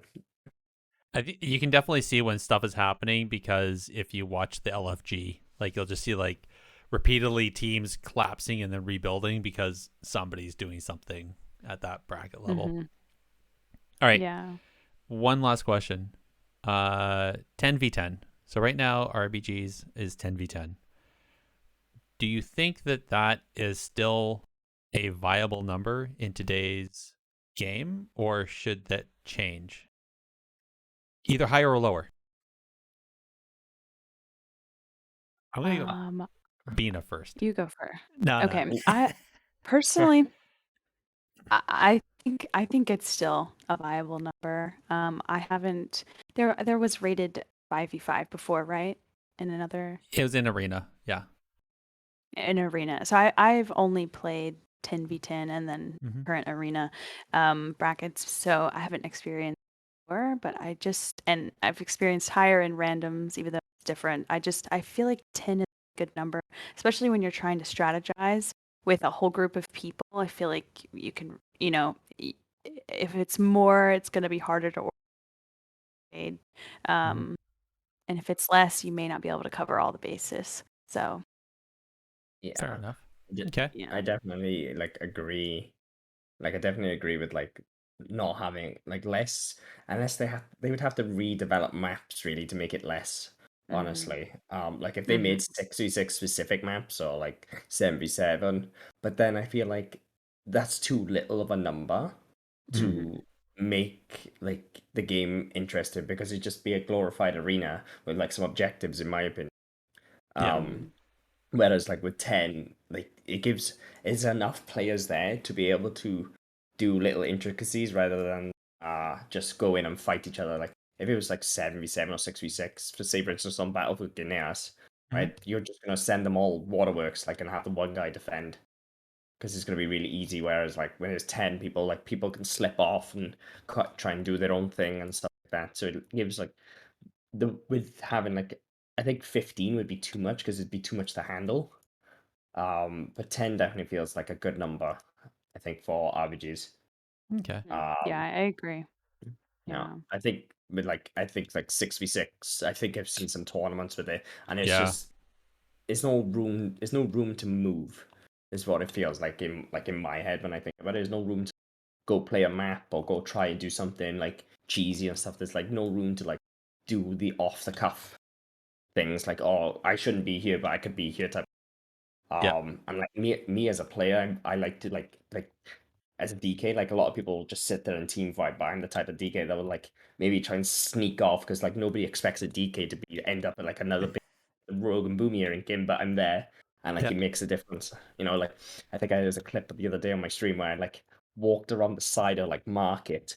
I like snuck out the back, like tried to go off to an off base, and I just got caught by one.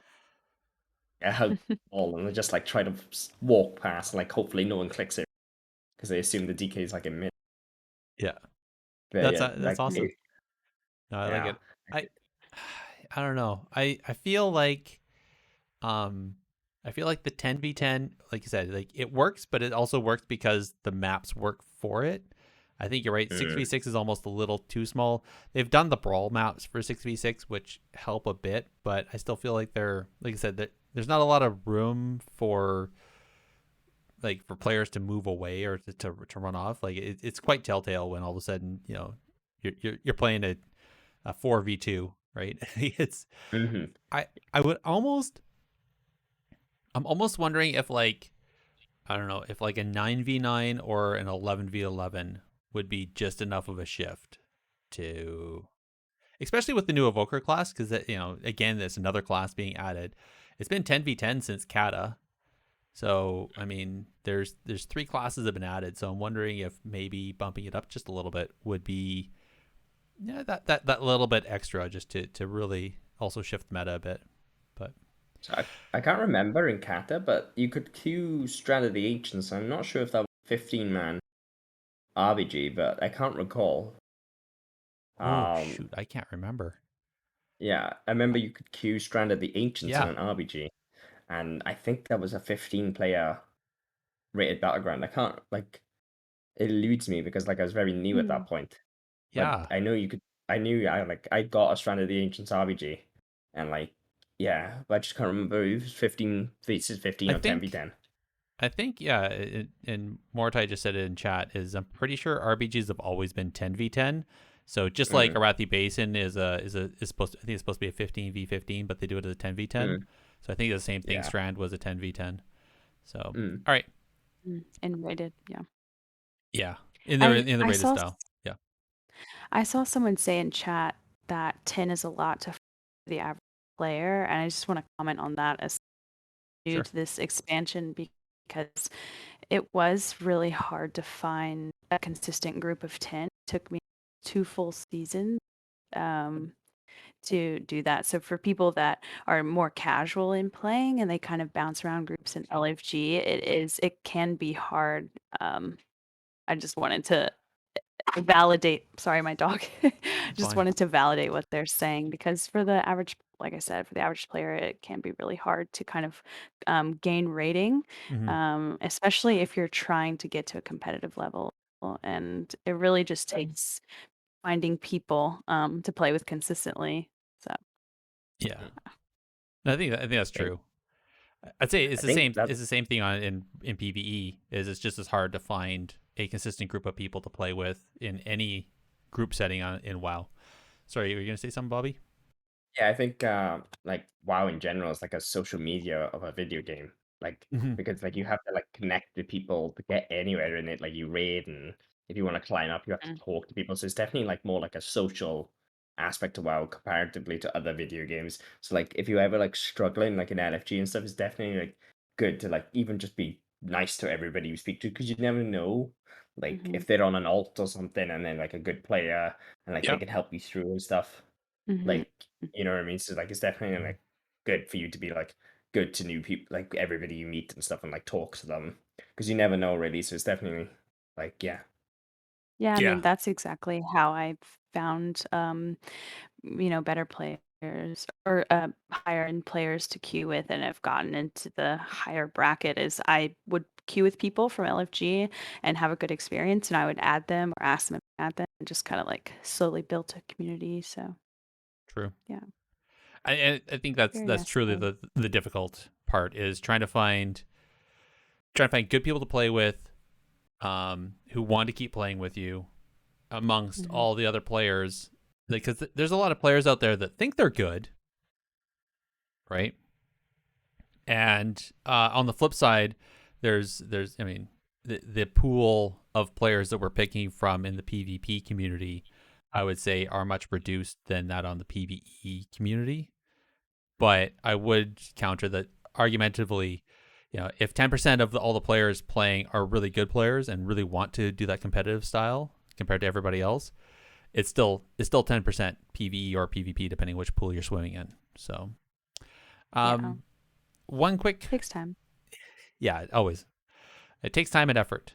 I will say I think that's one thing that a lot of people run into is every time there's a new season, every time there's people that are cycling through where they're quitting the game and people coming in and everything, that's a lot of churn that people get very tired of trying to find people to play with every time.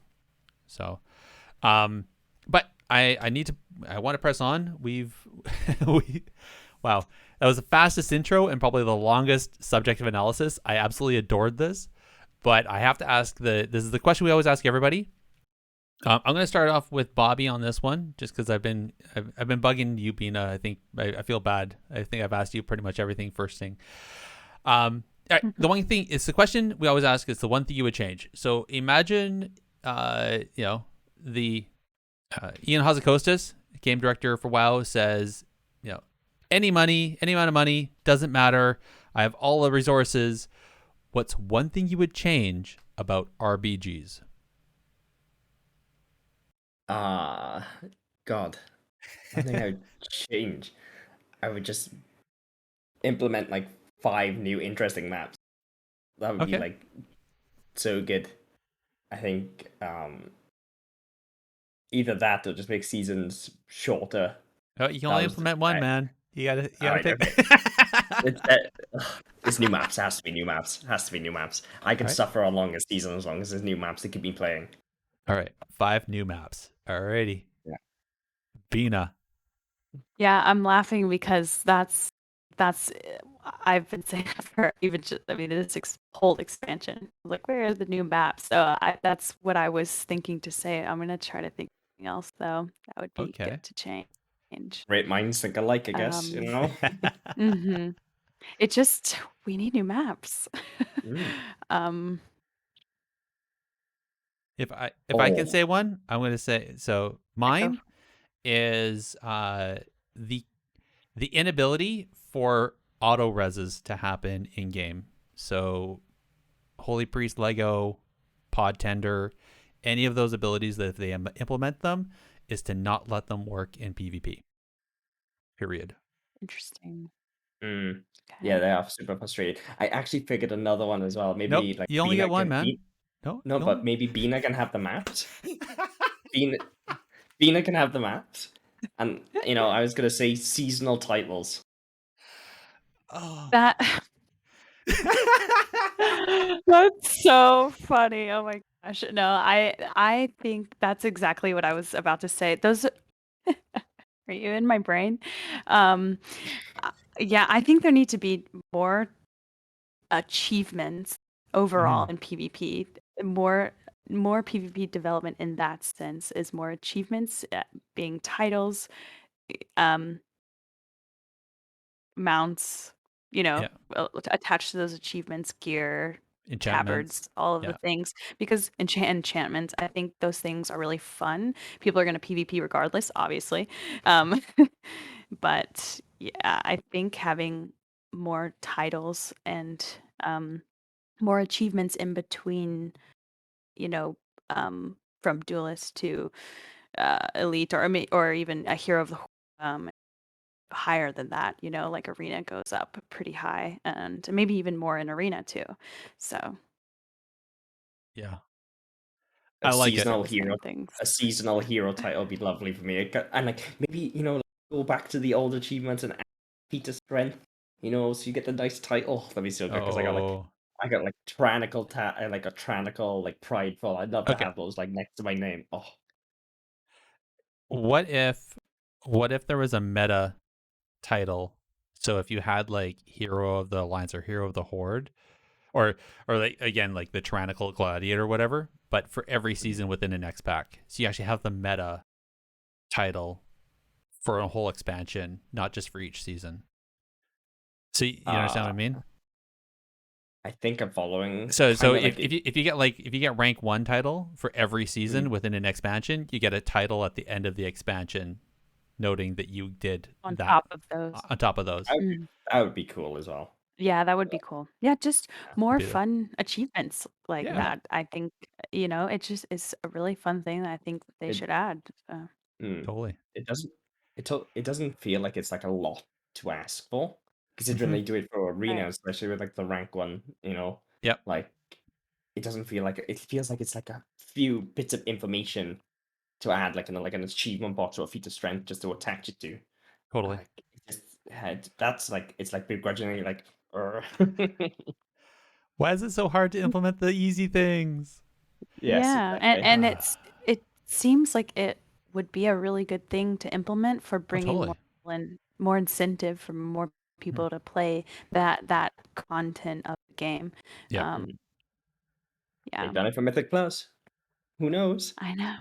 Yeah, I follow WoW Twitter pretty heavily, and there's a lot of people saying what we're saying now, and hopefully they will start to listen a little more in the new XPAC. I don't know. Or at least focus more on PvP, at least a little bit for these small changes. We're hoping. We are hoping. Yeah. They are listening, they say. All right, let's go into the PvP news, and then we'll roll on out of this. All right. Who ordered up an extra large can of whoop ass? Alrighty. Into the PvP news. By all means, as I went through these, if you have anything to say, please jump in on it.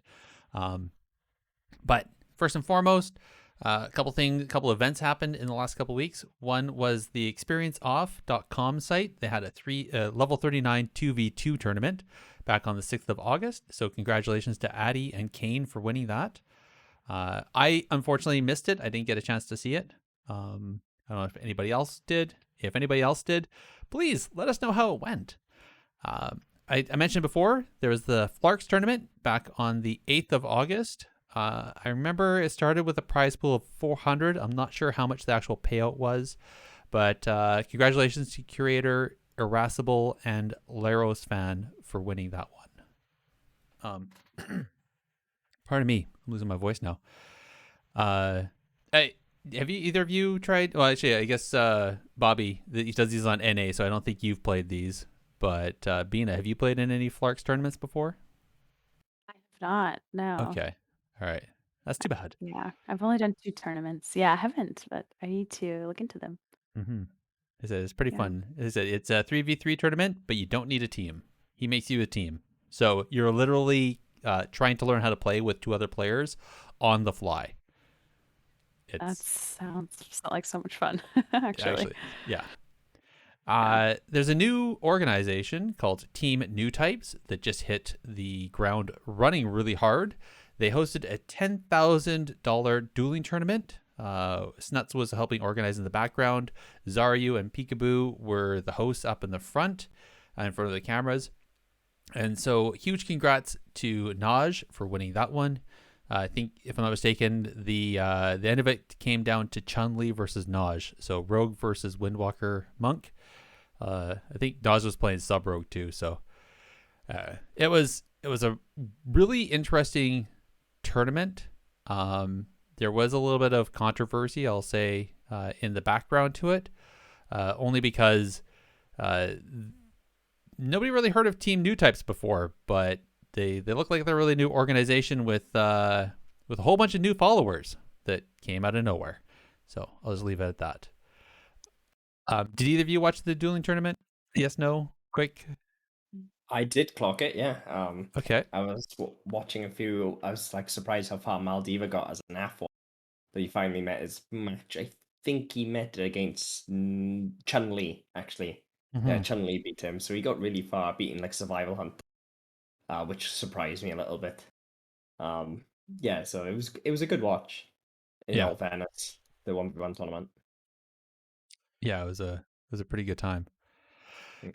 All right, the classic arena clash, that was Europe. It was an invitational between Europe and China. There's 4 Chinese teams, 2 European teams that just happened last weekend. So congratulations to BWG China team for winning the 10,000. It's not yen, but it's the Chinese dollar prize. On this one, so on the EU team, it was Mer's team, which had Minpoike, Mer, Meh, Chan, and I think I'm missing somebody else. Anyway, so in the semis in the lower bracket, they're playing against a team named DMC, and out of the blue, DMC dropped the match. They're at 1% health. Mer's team would have won and gone on to the grand finals. DMC dropped because Mer's team had swapped races, and although it wasn't against the rules, they were able to ask for for administrative redo, and instead of playing just the one match, they went and replayed the whole series, and DMC ended up winning and knocked them out of the bracket, so they only got third place, and DMC went on to get second. So a little bit of controversy. There may be a little bit of referee bias for their home team. I don't know. But anyways, that was unfortunate. But that was actually really fun. If you want to go back, it was over like totally on Chinese, the Chinese YouTube, the Douyu and that. But it was 5v5. So Bina, if you want to see what 5v5 tournament looked like, there you go. You can go and watch a tournament from TBC Classic. Yeah, so. I'm definitely gonna look at that. Yeah. It was pretty interesting. The one thing I liked about it the most is quite often in 5v5. So in 3v3, as soon as one player drops, people usually don't stop or don't keep playing. They just drop the match and queue into the next one.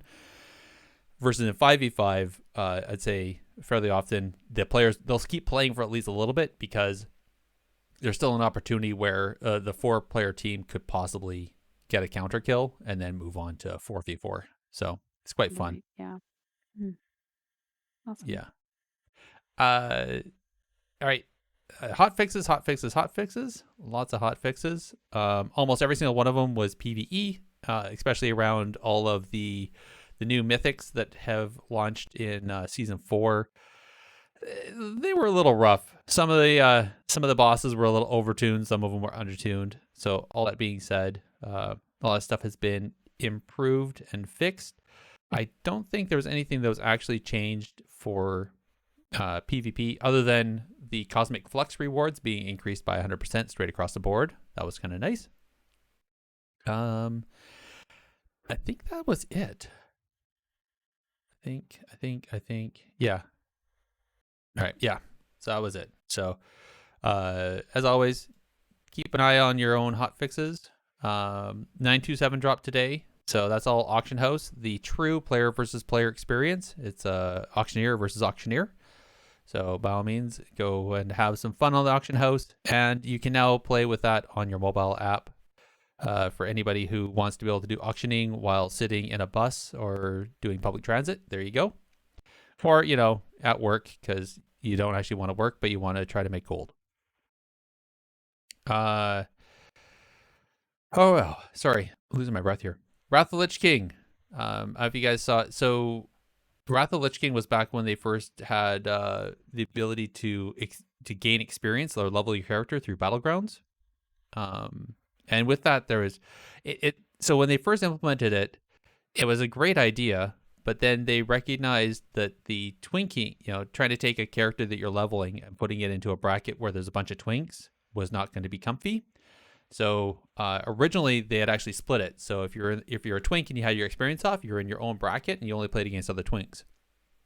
But in an end, that actually killed it because now there wasn't enough people in the BG queue to actually level in a battleground.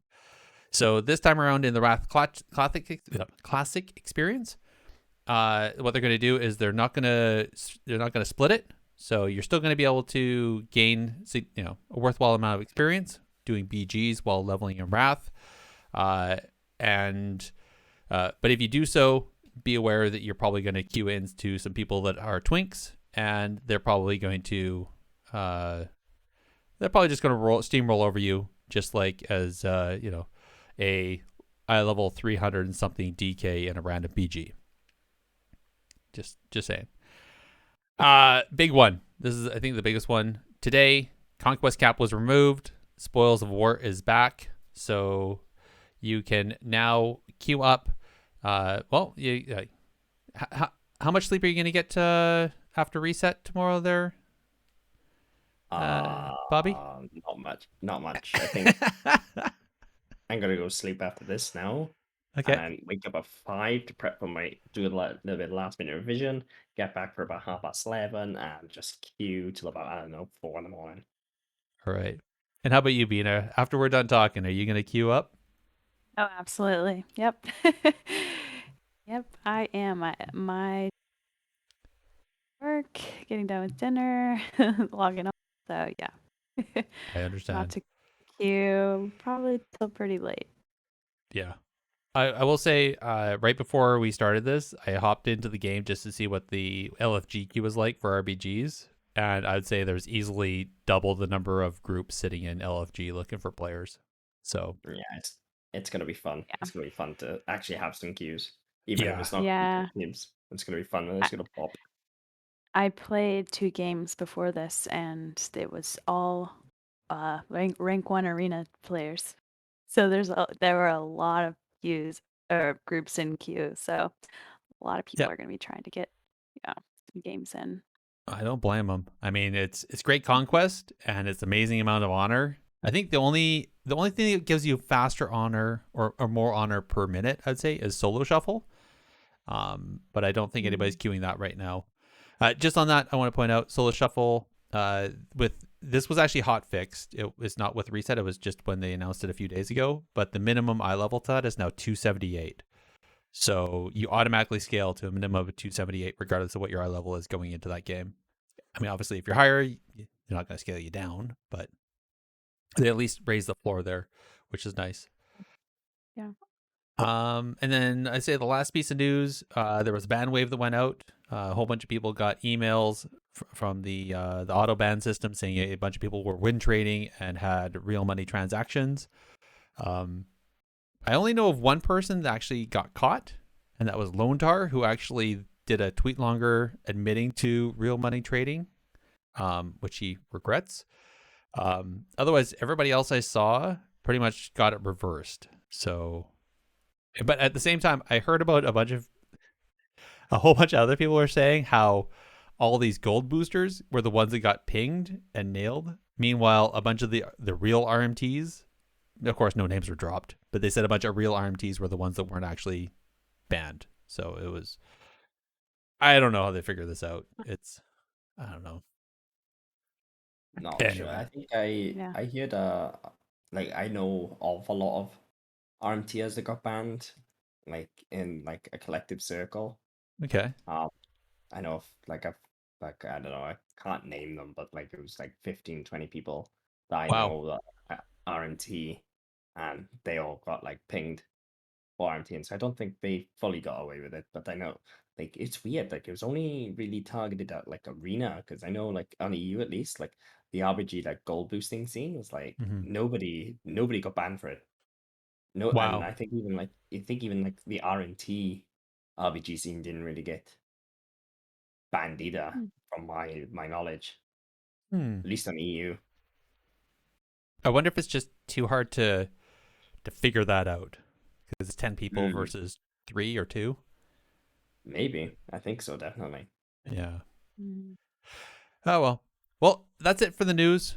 I know some people really are hoping for some juicy stuff there, especially with the RMT boosting and bans and that, but I don't have any juice. I don't got the squeeze. It's just, it is what it is.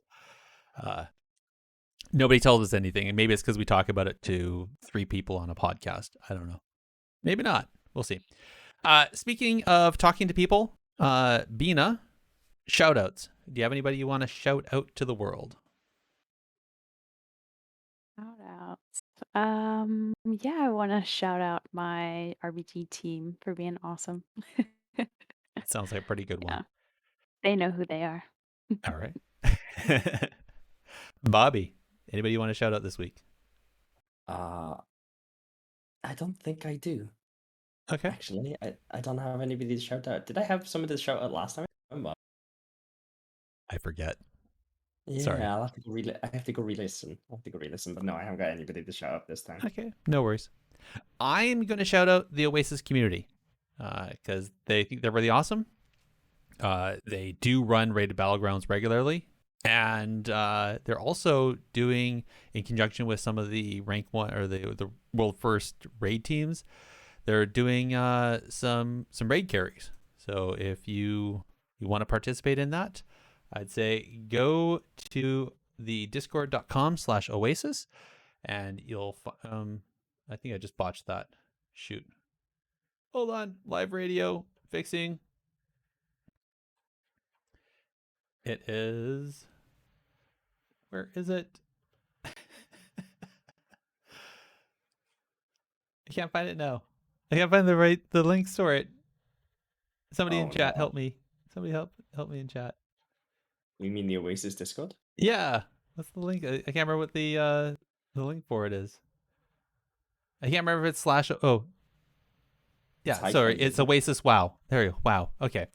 Yeah. Discord.com, discord.gg/Oasis WoW. So head on over there. My goodness. I am live radio at its best. What can I say? I'm so good at this. Not at all. All right. But anyway, if you want to, you can head on over there, and they're going to be doing a some runs for the Slime Cat, as well as I think they're doing some other pet and mount stuff. So head on over there. They're really awesome. Anyway, that's it for shoutouts. Bina, where can people find you if they're trying to find you on the interwebs? Right now, probably Twitter. It's at Mad Hair with 2 eyes. Mad Hair. I am going to start streaming soon. Cool. So you can also find me on Twitch pretty soon. It's just Bina Weena. Bina Weena. I think you'll have Bina Weena. Awesome. It was just a fun, nickname. I think you're gonna link everything as well, right? Yeah. Links are gonna be at the end of the show notes as always. Bobby, how about, just in case somebody's listening, where can they find you? Find me on Twitter and Twitch at BobyDK1. That's BOBYDK1, not 2 B's. Just because that's an awkward, like, it was just a thing because I couldn't get the double B when I made my character, so that's why it's only 1. I just stuck with it. But you can find me on Twitch and Twitter at BobyDK1. Yeah, I understand. It's hard to make characters with normal names because millions of people all doing the same. All right. Well, I'll say if anybody's trying to find us at Technically PvP, you can tweet us, technically_PvP, or email technicallypvp@gmail.com. You can also join the discussions at the Bonus Rolls Production Discord. And all the links for that stuff is also over on their website, where you're also going to find a directory with us and many other great shows at www.bonusroll.gg. And at the directory, you will also find a review system. So you can go over there and tell people what you think of this show, or really any of the other favorite shows over there. I want to say thank you all for... My goodness, there it is again. Thank you, everybody, for listening, and we'll chat with you next time. Good night, everybody.